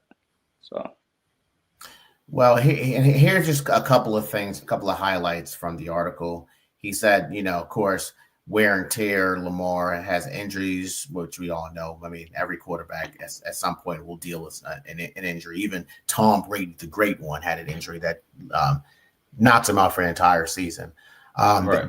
But where he gets kind of crazy is that he takes frequent hits due to reluctance to slide or go out of bounds. His body is showing breakdown. He criticizes him for taking for his cap hit being $74.5 million next year, which is going to limit roster depth, and that he thinks that he should get a pay cut or restructure his deal. Criticism I don't necessarily mind, because we do need some money for upgraded pieces, especially on the offensive line. They say they're saying his production has declined since 2022. Okay, fair or not, but he had his greatest season of all time the last 2 years, so that's cap, in my opinion. It's just a lie. It's not true. They say his playoff record is 3-5. Okay, but the only quarterback that's been able to really do great these last few years has been Pat Mahomes or Jalen Hurts. So you're going to put him a notch below those two guys, which is fine, right? They're saying his accusations of inconsistent conditioning, training habits, and eating habits. I don't necessarily believe that, because, like I said, Lamar has looked the best he's looked in this year coming in. So I don't really believe that. They said there's tensions between the coaching staff and Lamar. That may be true. I don't know. Ravens accused of building the roster around Jackson financially while neglecting the trenches. Okay. Team culture issues when it comes to discipline and expectations. I don't believe that. I personally don't think this is an undisciplined team. I'm also a fan of a very undisciplined team called the Raiders, and they don't win because of their lack of discipline. The Ravens are one of the best disciplined teams, and their record shows that. Okay. They said, but here's what he says, where I think the main where he goes off the rails. He says the Ravens can get 2 to 3 first-round draft picks in a trade for Lamar. They said that they probably should trade him to Miami or the Vegas Raiders. That's hilarious. And that Baltimore should draft a young QB as insurance. At one time they said that Huntley was better than Lamar. They said RG3 was better than Lamar. It's crazy. But here's what Mike Preston has come on. Like I feel like Mike Preston got on my radar when Lamar was a rookie. Because remember that game where we benched Joe Flacco, we put in Lamar Jackson? I remember Mike Preston being the loudest critic of that move, and even saying that Joe Flacco is a better quarterback than Lamar Jackson. After that season, we clearly saw, after we start off the season, I think like 2-6 or something like that, and Lamar comes in, and then we win like 5 straight games, and then we actually end up going to the playoffs that year because Lamar was our quarterback. From that point on, I was like, Mike Preston knows nothing about football. I got a quote from arguably the greatest Raven of all time. It's probably Gordon Ray, but the second greatest Raven of all time, Ed Reed. I got a quote from Ed Reed about Mike Preston. He says, and I quote, "It is what it is. He has the pen in his hand and he can write anytime he wants. I could care less about the guy, but he's just trying to make a name for himself, saying what he wants to say, but he doesn't understand the business. He's never been in this business. He wanted to make it and he didn't. Now he's just sorry and writing what he wants to write. Write the right thing. There's really nobody," he said of the media more generally. "I'm sure they can tell you that I very rarely talk to them because of the things they say and do. They don't work the right way, some of them. It's not everybody in the media, just certain people." Yeah. That's what Ed Reed said about Mike Preston. So I don't want to hear anything about Mike Preston after that. Exactly. And Ed Reed is he keeps it a buck, he keeps it 100, and one of the greatest minds in football ever. Yeah, exactly. So yeah, he's a hater. He if you think about it, we should trade Lamar. There is literally like almost 50-year-old quarterbacks in the league because there's not that many quarterbacks. They're unretiring quarterbacks. There's quarterbacks in their 40s. You can't expect draft picks don't equal nothing. That doesn't mean Lamar is not somebody you can. He's a generational talent. He should have 3 MVPs. Yeah. And then the thing about Lamar doesn't stat. He doesn't like all his stats are based off of what needs to be done to be winning. A lot of those fourth quarters, we chilling. You know what I'm saying? A lot of those stats are from the first half, maybe the third quarter. Those are legit. Yeah, man. Like, it just makes me upset another person hating on someone so young. Lamar came in this league. He was he was a very young quarterback. Coming in, youngest Heisman winner ever, and I think the second youngest unanimous MVP, or second youngest MVP, and second unanimous MVP of all time. Yeah. So I mean, and then Lamar came in where he had to win 9 games in a row. Which I think the odds of making the playoffs were like 1%, and he came in here and just won every freaking game. Yeah, Eric Weddle, the defense, we had a championship level defense that year. You know what I'm saying? But he wasn't at the stage where he could read defenses and stuff. But that dude, man, he's just a hater. He's just a hater. Nothing he says even fits with Lamar's personality. Bro. I mean, and that's the thing. In Baltimore, locally, the media around, this area, they know what Mike Preston is about. So it's like nobody here really even takes him seriously. But he wrote an article. He wrote the article at the perfect time, for it to get picked up by the national media. So he didn't write it last year. It was a savvy move. It was a savvy move by Preston, but it's like, bro, like we know what you about. You know what I mean? So he didn't write the year before.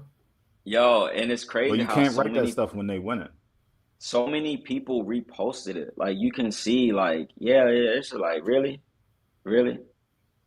I mean, listen, he did it. I mean, I completely understand what Mike Preston is saying. But that just because I understand doesn't mean it's true. Like, I feel like a lot of the things that he's doing are over generalizations from what I read. And he's just wrong.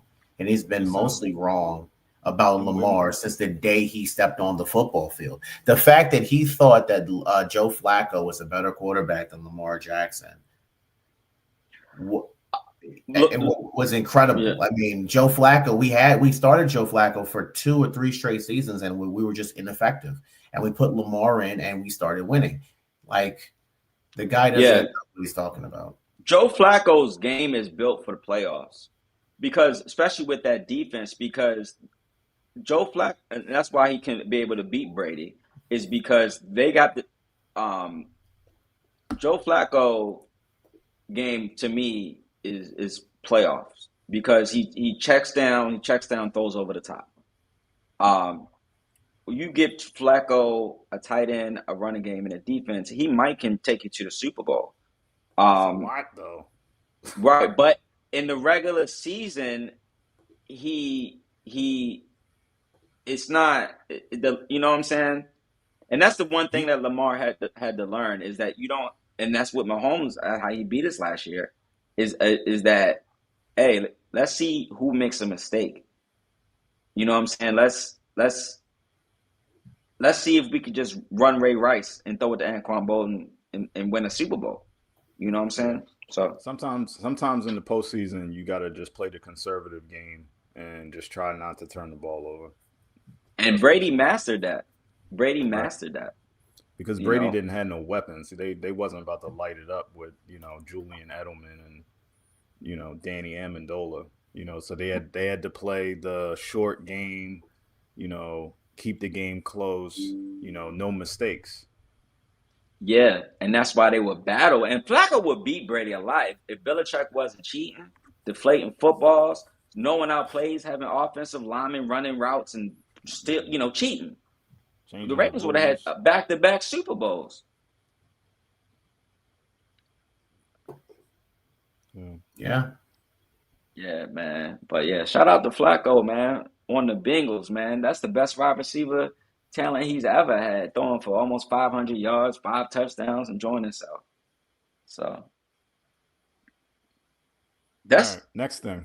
next thing. I don't even want to cut you off. Did you have something you want to finish? Nah, man. It just it just touched me that Lamar has literally no evidence of doing any of that, but it just fits to a normal the black culture type thing. So it really made me upset because I deal with it as well. So yeah.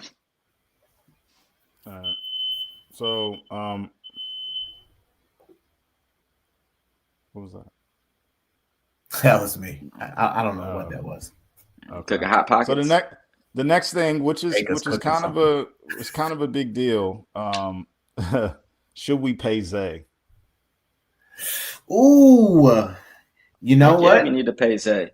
Yeah, we kind of do, unless we have a contingency plan on getting another wide receiver whose name is either Justin Jefferson or AJ Brown. If it's not that, then no. Why not we have both, to pay Zay. Why not both? Zay's gonna be expensive though because he keeps making Pro Bowls. Yeah, he's gonna be at least 30 mil. Yeah. Yeah, and the question is he a 30 mil receiver? Yeah.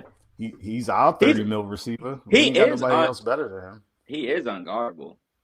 So he is. Zay is a great route runner. Yo, absolutely. It's great though. We gave do that 30 mil a year. 30 mil a year. Shoot, we gotta pay him. I mean, he's unguardable. You gotta pay him. If you don't pay him, someone else will. Right. I would like to see more touchdowns out of Zay. And he gotta stop the highest paid receivers in the NFL. He gotta stop that fumbling stuff. But I mean, I understand why he has to do it because he's our entire offense. Besides Derrick Henry, yeah. So when Lamar went down, it's Henry and him. So I get it, but yeah, Zay's our entire offense for sure. I don't even remember anybody else cooking this year. You know. Well, I'll tell you who was the highest paid receivers in the NFL. Well, there's cap hit and then there's contract per year. Let's go with cap hit first. Number 1 is Calvin Ridley, which doesn't really make any sense. Then Tyreek Hill. Oh, you know what? We can't go by cap hit because cap hit is just guys. Let's go by year. So $40 million for Jamar Chase. We can all agree. Well deserved. I would give Jamar Chase anything he wants. Basically. I'll give him anything. Yeah. I give him quarterback money. I mean, he's already getting quarterback money. So yeah. Yeah. Justin Jefferson at 35 mil. I give him understandable. Yeah. CeeDee Lamb at 34 mil at number 3. Okay. Yeah. Okay. DK Metcalf at number 4 at 33 mil. I'm not giving Metcalf $33 million. I'm not giving I like Metcalf. I like Metcalf a lot, but I'm not giving him that much. Garrett Wilson at 30, Metcalf. Garrett Wilson at 32.5, which I understand why they're giving Garrett Wilson that much in New York, because who the hell would want to go into New York and play? And he's been a trooper, and he's good. He's good. They got to overpay. Yeah. Yeah. Terry McLaurin at 32. That's understandable. AJ Brown at 32. Amon St. Brown at 30 mil, which you can maybe argue that he deserves probably a little bit more. Brandon Ayuk. He's kind of a similar player to Zay, right? He is similar, but because the way that offense is structured, where they have to score like 45, 50 points a game, his stats are going to be a lot better. Yeah, he's more productive. Yeah. Yeah. And then Brandon Ayuk, who I haven't heard his name in about 2 years. I don't even know if he still plays. Tyreek Hill. 49ers was talking about cutting him. Yeah. After the season. Well, that should show you where he is at this point in his career. Yeah. And then the Tyreek Hill. And Tyreek Hill is the last person at 30 mil. And then everybody else is under 30, like T. Higgins, Waddle, DJ Moore, and those types of guys. So are we comfortable to say that Zay Flowers is in that category? I mean, taking out Brandon Ayuk and maybe DK Metcalf. Do we think Zay Flowers is in that group of guys? I think Zay Flowers should go right around T. Higgins. At 28.7 mil. I think that's where he's at. I don't think he's better than any of those other guys besides DK and who's the other one you said? Brandon Ayuk. Well, he's hurt. I mean, I think he's better than Ayuk anyway. But yeah, I think around. I don't know. He's better than DK at this point. Who y'all taking, T. Higgins or Zay? Zay is not at his peak yet. Yeah, he's still on the up. Yeah, he has. Well, of course you're taking Zay, but T. Higgins. Listen, T. Higgins is locked in, right? And the Bengals made the crazy choice of giving him that much money because they wanted to keep Joe Burrow happy with two arguably one of the best receivers in the league, right? So you kind of understand why they gave him that much money. But I don't think T. Higgins is anywhere near 28.7 mil. I think he's like a 25 mil, maybe 20 mil. But I think Zay's gonna get something similar. I think that's where. I mean, if I'm Zay, I'm looking for over 30.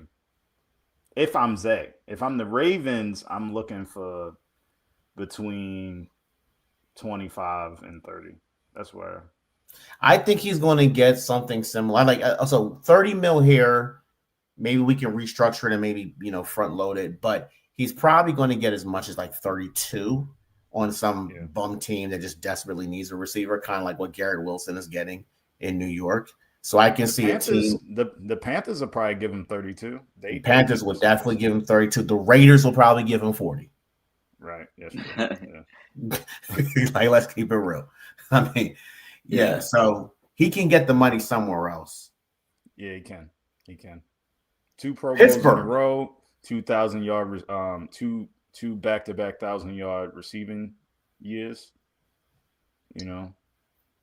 Yeah, he's our entire offense. I mean, Lamar, if we're throwing 20 times a game, it seemed like Zay is getting 15 passes. So, and he deserves it. So, Devin, do we restructure Lamar? Can we restructure Lamar? They have to. You can't. Lamar's cap hit next year is $75 million. You can't have that. So they're gonna have to give Lamar the Josh Allen deal. I hope we can keep Marlo somehow. But if I'm Marlo, I'm getting the bag. Especially if we win a Super Bowl this year. I'd like for him to be a Raven. I would like for him to be a Raven for life. I think Marlon Humphrey actually maybe he'll do a Jimmy Smith and just be willing to stay. Yeah, we paid Marlo. We paid him twice. We did. He's under contract next year. In 2020. Yeah, in 2026 he gets 15 mil. Yeah, he's under contract. Why was they talking about trading him? Is it guaranteed? As far as I can tell, it's guaranteed, and he gets a roster bonus of 4 mil. See, that's how you know they be ready to cut people when they're talking about roster bonuses and all that stuff. He signed a 5-year, $97 million contract. Oh yeah, that was in like 2019, 2020, something like that. But he's under contract, so we're not in any position to like get rid of him for contract reasons. Good. 15 mil for Marlo. I mean, how much is that against the cap? His cap hit this year is only 11 mil. Okay, which is not bad for a corner. That's not bad. My biggest issue with the Ravens right now is Mark Andrews by giving him that contract extension. Although we do have a potential out, we can get out of it next year. Sorry, we can get out of it 2027. So it's only a 2-year deal. It's only like a 2-year deal. Yeah. I feel like Andrews only getting 2 catches a game. Namdi's contract is going to come off the books because we'll probably get an injury settlement for him. Yeah, and then what about Likely? I don't know what they're going to do with Likely. Yeah. I mean, Andrews. Likely had a down year though, so I think they're gonna try to get him with a Bateman deal. He's a free agent though. Yeah, and Andrews is always open. Somebody When gonna I'm pay looking at the likely. games, we're just not giving him the ball. He's open. So Somebody definitely gonna pay likely. But Andrews is only getting like 2 catches a game. $30 million. That offense is not. No, I agree with you, Charles. I mean, we should probably cut Andrews. I mean, Andrews is that dog. I mean, I'm not saying that he fell off or anything. I'm just saying We that don't throw him the ball anymore. We don't throw him the ball anymore. It's not that he's not open. His cap hits around $7 million next year. Yeah, but Andrews. Yeah, Andrews. But I mean, a lot of deal, so that's nothing, right? A lot of people say that the reason that our tight end group is so good is because of Andrews. Bro, like likely gives Andrews credit for everything, So next year's gonna be $7 million is nothing though. Devin, next year's gonna be nasty, bro. Lamar's cap hit next year is $74 million. Roquan is 32.7. Namdi is 30. Let's assume we can get that knocked off the books. Marlon is 27. Kyle Hamilton's at 10.6. That's not too bad. Ronnie Stanley at Ronnie Stanley about 10, and then Mark Andrews is 7th on that list with about $7 million, 6.979. Roquan something needs to happen with Roquan. Something definitely needs to happen with Roquan. $32 million for Roquan against the cap. Nah, we ain't doing that. You're gonna have to take this bonus or but we have to restructure it. 32 mil for a linebacker is crazy. We have to restructure. If we do not, we do have a potential out next year, but we have to restructure it because this year he's making $3 million, right, as his base salary. Next year that will jump up to $16 million with the signing bonus of $4.5 million and a roster bonus of $4 million with a complete total cap hit of $32.7 million. No, they're gonna restructure that. You bring a good point, Eddie. What if Lamar wins the Super Bowl on a contract year? We're gonna lose hella people. Because if Lamar wins the Super Bowl, I don't know how can you negotiate with anything he says. It's going to have to be fully guaranteed. I don't know if it's going to be fully guaranteed, but he's going to get more than Josh. He's going to get that. He's going to get the Josh Allen deal regardless. Right. So I think if they win the chip, then it's just going to be like, how much more over Josh Allen are you going to jump? I think we do have to restructure his deal just because his base salary is going to be $51 million. I mean, that's fine, but the cap hit is $74 million, so maybe we can restructure the signing bonus and things like that. But if he wins the Super Bowl this year, we're in trouble. Let's just put it that way. We're in trouble. That's what I'm saying. Like, we're in trouble. Half the teams. We might got to trade Andrews, and that's my guy. No, we wouldn't even trade Andrews. We would cut Andrews. You trade Roquan. We would have to cut Roquan too. Yeah, I like Roquan. But I don't know, $35 million for linebacker. Woo. But then Lamar's probably also looking at it as well, like looking at his offensive line and like, I don't want to be behind Falele and Voorhees. You know what I'm saying? Let me go down an extra 10 or 15 mil. I'm still, millions is millions. I get it. But does he really want to play behind Voorhees and Falele? Yeah. No, that's going to be a part of the contract negotiation. It's going to be $300 million and some guards. That's going to be part of the contract. You might get that Patrick Mahomes deal, bro. He might get a $500 million or whatever. But that's the thing about it is that's so smart of Lamar to see how the season ends before he negotiates, because you already know what he does in the regular season, right? And we're gonna hit his playoff talk. So if he wins a Super Bowl, he might win an extra $30-40 million. You know what I'm saying? So I can see why he recently said it's not the time for that. You know what I'm saying? Let's wait to see how this plays out. Because, shoot, it might be the Flacco thing. Flacco won a Super Bowl on his car. You know what I'm saying? Got Oh, $100 million. Highest paid quarterback. Yeah, so you the know, largest contract, the biggest cap hit of next year actually isn't even Lamar. what is it? Lamar's Who is third. it? It's Deshaun Watson at $80 million.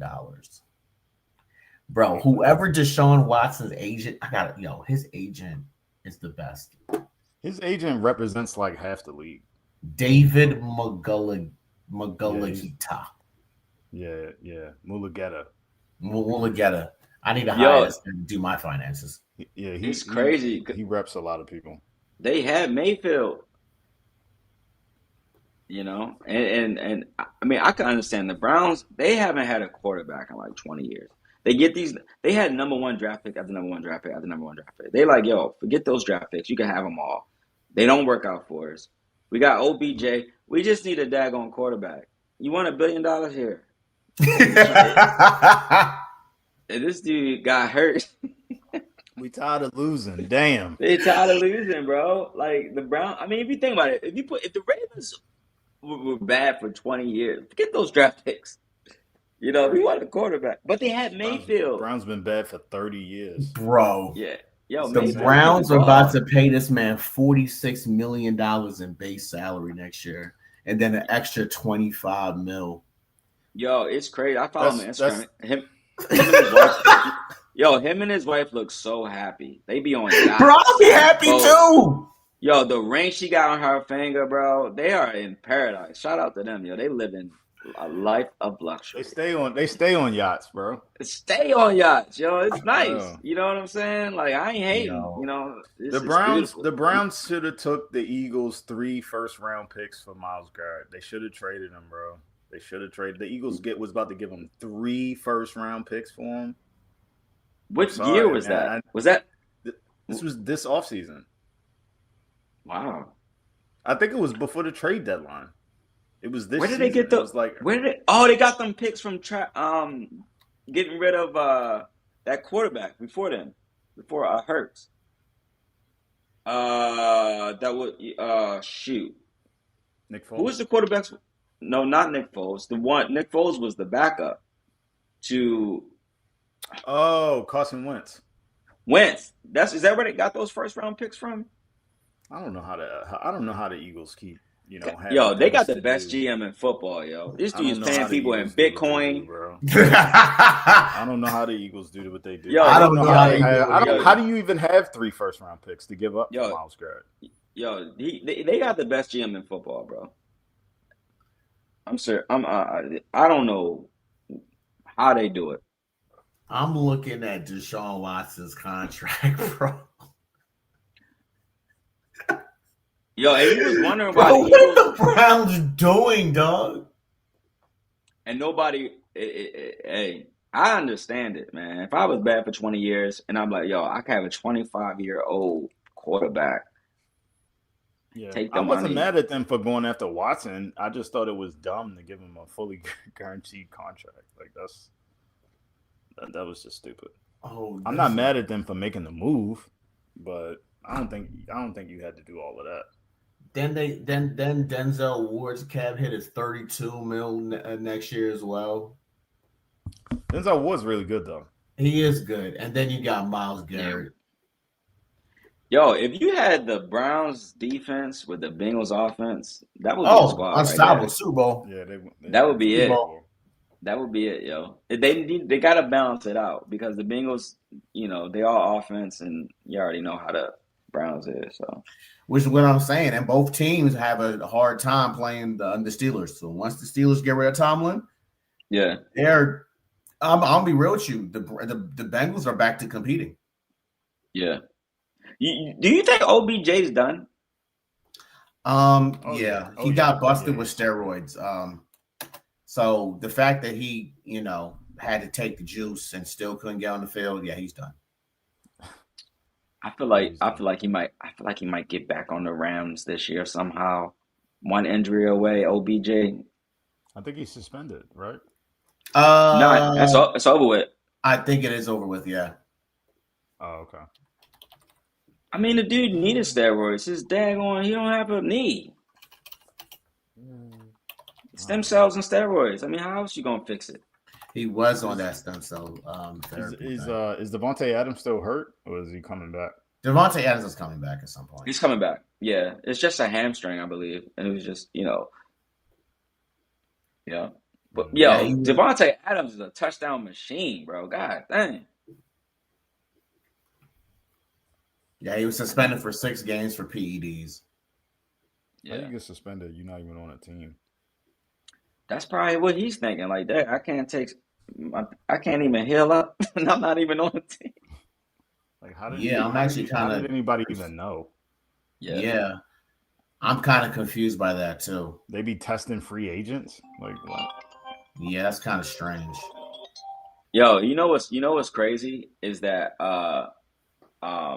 when he came out and said 100 mil ain't what it all cracked up to be, a lot of people couldn't relate to that, because it sounds crazy. But I at least heard him out.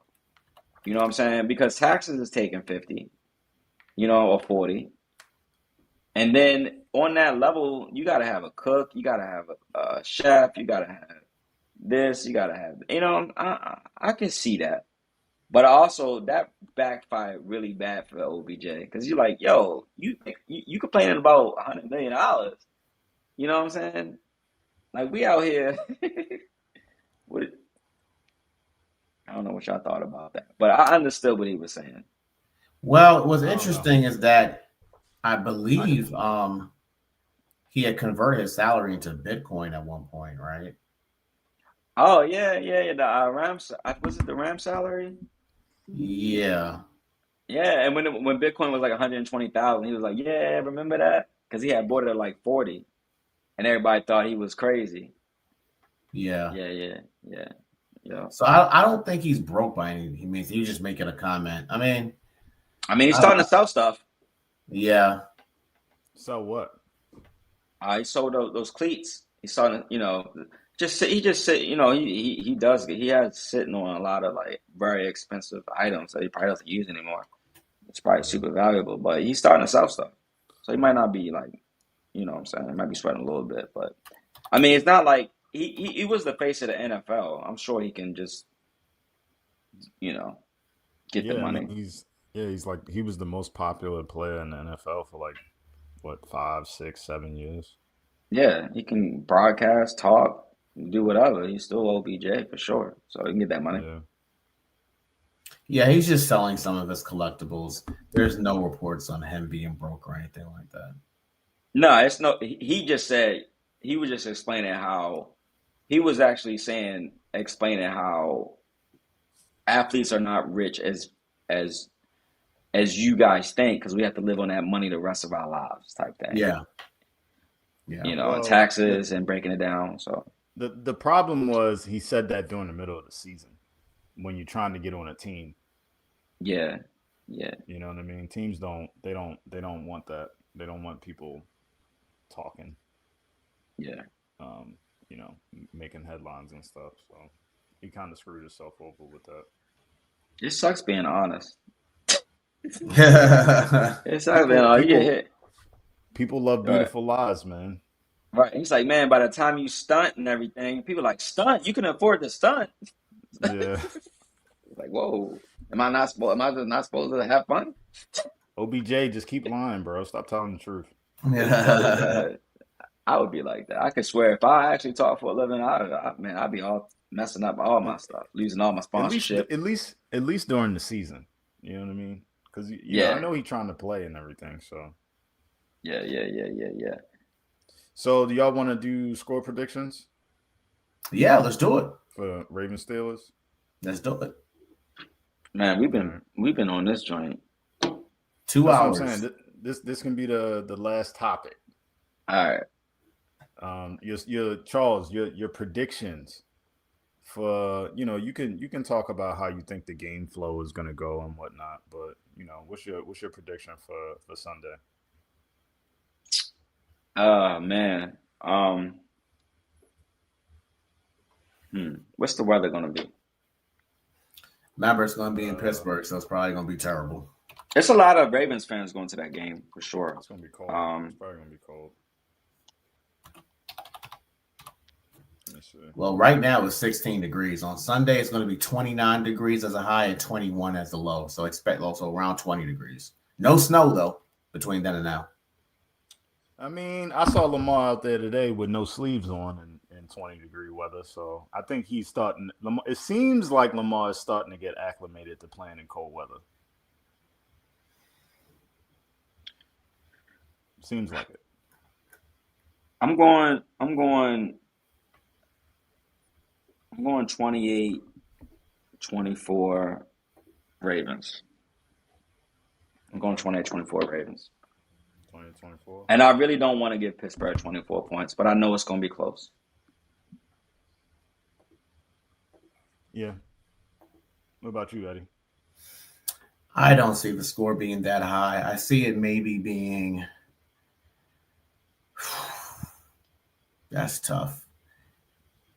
I see it being a comfortable win for us, probably like 20-10, 21-10. I don't really see them scoring more than just one touchdown. I laid it out all earlier about all their injuries and everything and how Aaron Rodgers doesn't have that deep ball like he does. And even if he does, he's throwing it to hopes and prayers. Like they're throwing out the old white guys out there. I mean, we got Scotty Miller and freaking Adam Thielen. I mean, if we get burnt by those guys, then we truly do not deserve to be in the playoffs. I mean, they're hoping for Calvin Austin. Bro, that's Austin how bad their situation is. Yeah, Calvin Austin is okay. You know what I mean? I mean, yeah, he's a great fourth option, fourth receiver, but they're praying that he'll come in and be their savior. So yeah, I mean, so I don't believe that they're going to come in. I mean, not even come in, but they're going to put up a lot of points. So yeah, a 20-10, 20-13, something like that. I mean, listen, we held the Bengals to 0 points. You think we're going to play the Pittsburgh and have a relaxed game? Not relaxed. I think there may be some scares here and there, but I don't think they're going to be scoring like the Packers scored, or I don't think they're going to be moving the ball up and down. I think maybe Warren gets like one decent run, but after that, I think we're going to clamp down, and I don't think Aaron Rodgers is going to beat us. He's not going to beat us with his arm, and he's sure as hell not beating us with his feet. Yeah, well, I think it's going to be tight early, but then we'll pull away. To me, it seems like that Aaron Rodgers' level is not like the timing routes and everything. The wide receivers aren't on that. And I guess that's why they got Thielen in it. With that guy used to play with in Green Bay. But the thing about being 40-something years old is that some days, like the last time Aaron Rodgers played us, he was actually like scrambling and stuff. So I mean, I would love that, Eddie. I'm not. I mean, it seems like it could go that way. That was before he broke his wrist, though. Facts. Yeah. He's not taking no more hits. I would love it to go that way. I mean, especially how he played last week. It seemed like he didn't want no parts of. Aaron Rodgers' best game this season was against us, where he threw for 284 yards and 1 touchdown. And that's with DK Metcalf. That was all to Metcalf, though, mostly. Yeah, exactly. He's not going to have that luxury this time around. Yeah, because all those wide receivers are getting shut down. I mean, I don't see any of them. And they don't have that big tight end, Washington. That dude was a cheat code. Talking about a 300-pound tight end. That's crazy. I think he broke his arm. Something. Yeah. He ain't playing. They was trying to take his knees out. He's so big. You got to treat him like Gronk. You know what I mean? Yeah. You got to go at his his knees and stuff, which is messed up, but Yeah, so that's the only way you can bring him down. So we just got to stop the run with them. Their whole game is run and check down. I think their backup running back is basically like a wide receiver. He's like a wide receiver playing running back type thing. He's a threat. That would be the only thing that if they can get rolling, it'll be a little scary. But I think we'd be all right. Yeah, Kenneth Gainwell. Gainwell is he's a wide receiver from the Eagles. Yeah, he's balling. and Aaron Rodgers they have a connection there, so he's their own. He's mainly. Go ahead. He's their offense. He actually, so he gets all the passes, and so he's their guy. Yeah. Pat Freiermuth, Scotty Miller, and Adam Thielen had 17 targets last game. Yeah. If those are the guys they're throwing the ball to, as bad as we are, bro, I like our chances. I mean, I'm sorry. If Humphrey and Wiggins and Awuzie and Hamilton, if they can't guard them, then we don't deserve to go to the postseason. We don't. Yeah. You know what I mean? Like this is probably going to be the easiest test for the secondary all season. Yeah. I mean, there's just nothing that, I mean, look, it's the NFL. All of these dudes are professionals, but yeah. And if we do lose, is Harbaugh getting fired? Absolutely. Yeah, he's done. It's one thing to lose to like, Buffalo or to like the Bears or Kansas City. Kansas City or teams like that. When we lose to a 40-something-year-old quarterback when his best receiver is gone and he's throwing to Pat Freiermuth, Adam Thielen, and Scotty Miller. Adam Thielen is like 100. He's like 100 years old. Dude, Adam Thielen had 5 targets last week, only caught 2 of them for 14 yards. Scott Miller had 7 targets last game, 3 catches, 25 yards. Bro, yo, it's check down central over there. That was our stats on our last season of playing flag football. It sucks getting old, bro. We talk about it, but we dealing with it too. Just can't move. You know what I'm saying? Adam Thielen wasn't he like the guy when Stephon Diggs was on the Vikings? On the Vikings. Yeah. How long ago was that? Stephon Diggs is old now. Adam Thielen is 35 years old, bro. Yeah, he's old. It's funny because we're older than that. Well, I am. We're like but hey, to be in the NFL, I mean, especially from cornerbacks. Some cornerbacks, they lose any kind of athleticism, they getting toasted. Yeah. That's the hardest position in football. You got to be. You got to run backwards. Like I said, if we getting burnt by Adam Thielen and Scotty Miller, burn this shit down. Burn it down. We don't deserve it. Harbaugh's got to go, and burn it down. DaCosta and Ozzie, they gotta take some long looks in the mirror. Because I don't think they're gonna. If we lose, I don't think DaCosta's going anywhere. They're gonna scapegoat Harbaugh for sure.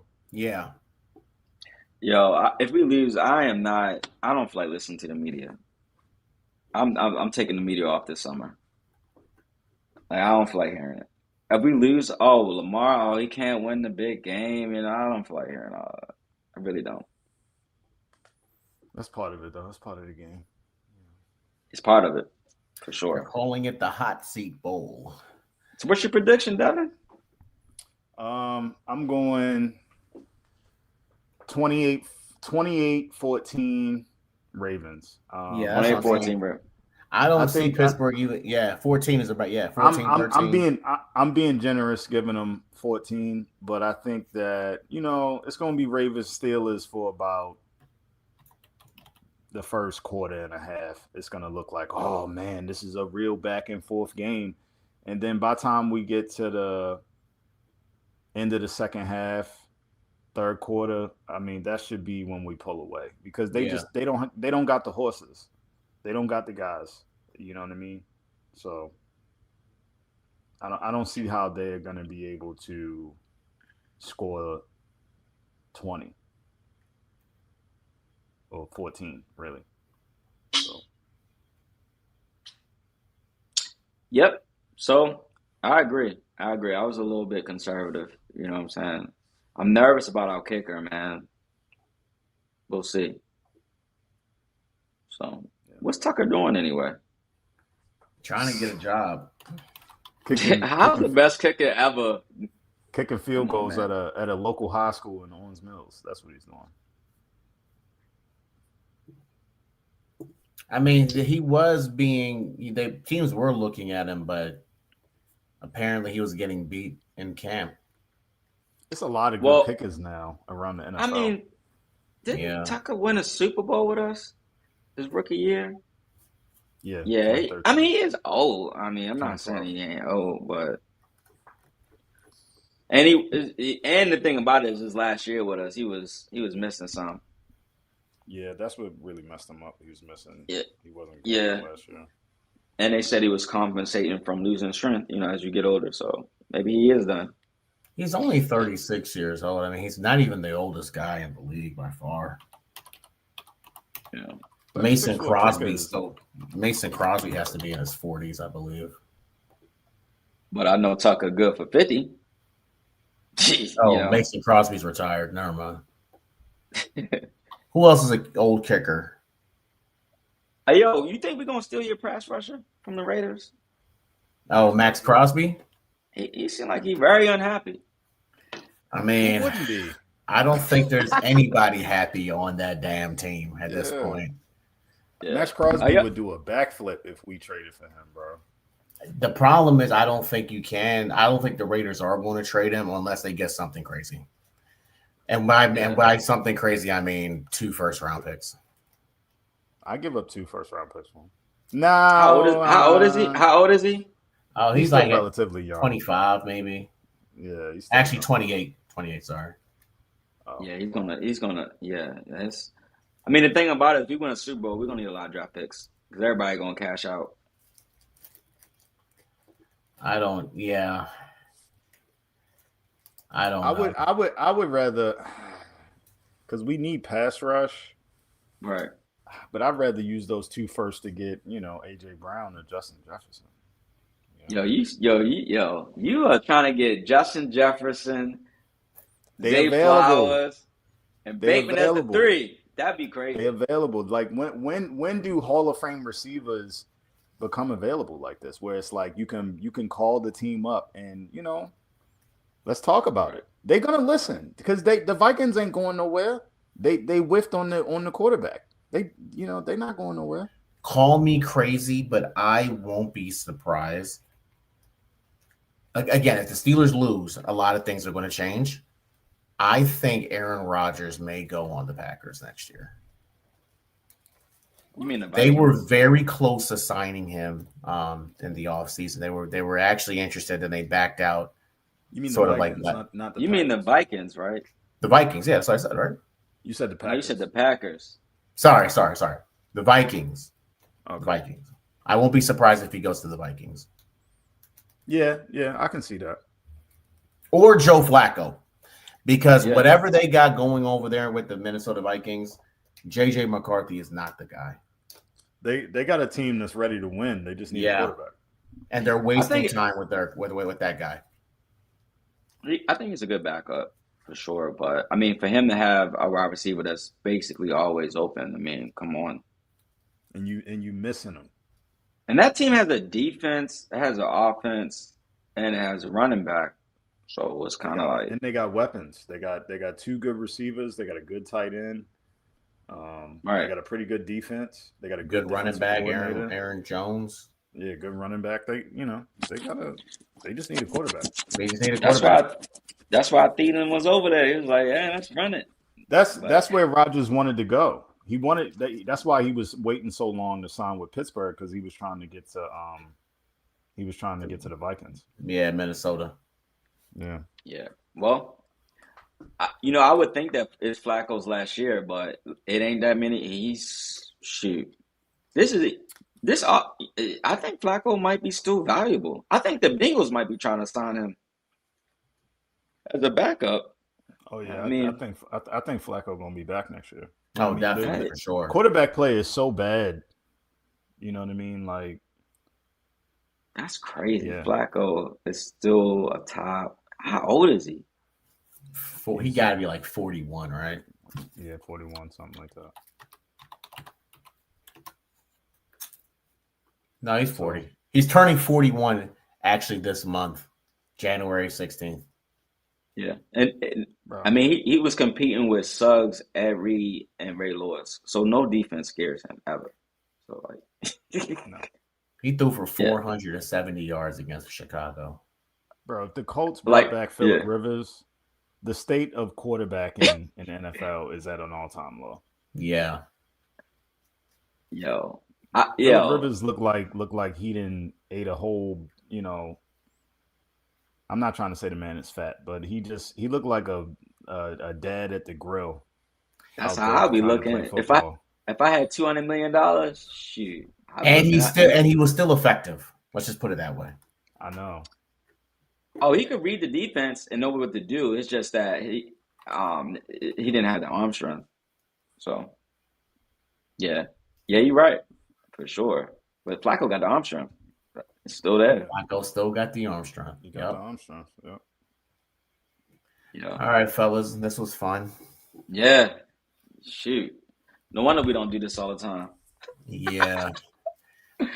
We really talk as much as, I mean, this is without Brian. Brian would say it would be 3 hours right now. Yeah, because you and Brian be going at it. Nah, man, Brian. It's all love with me and Brian.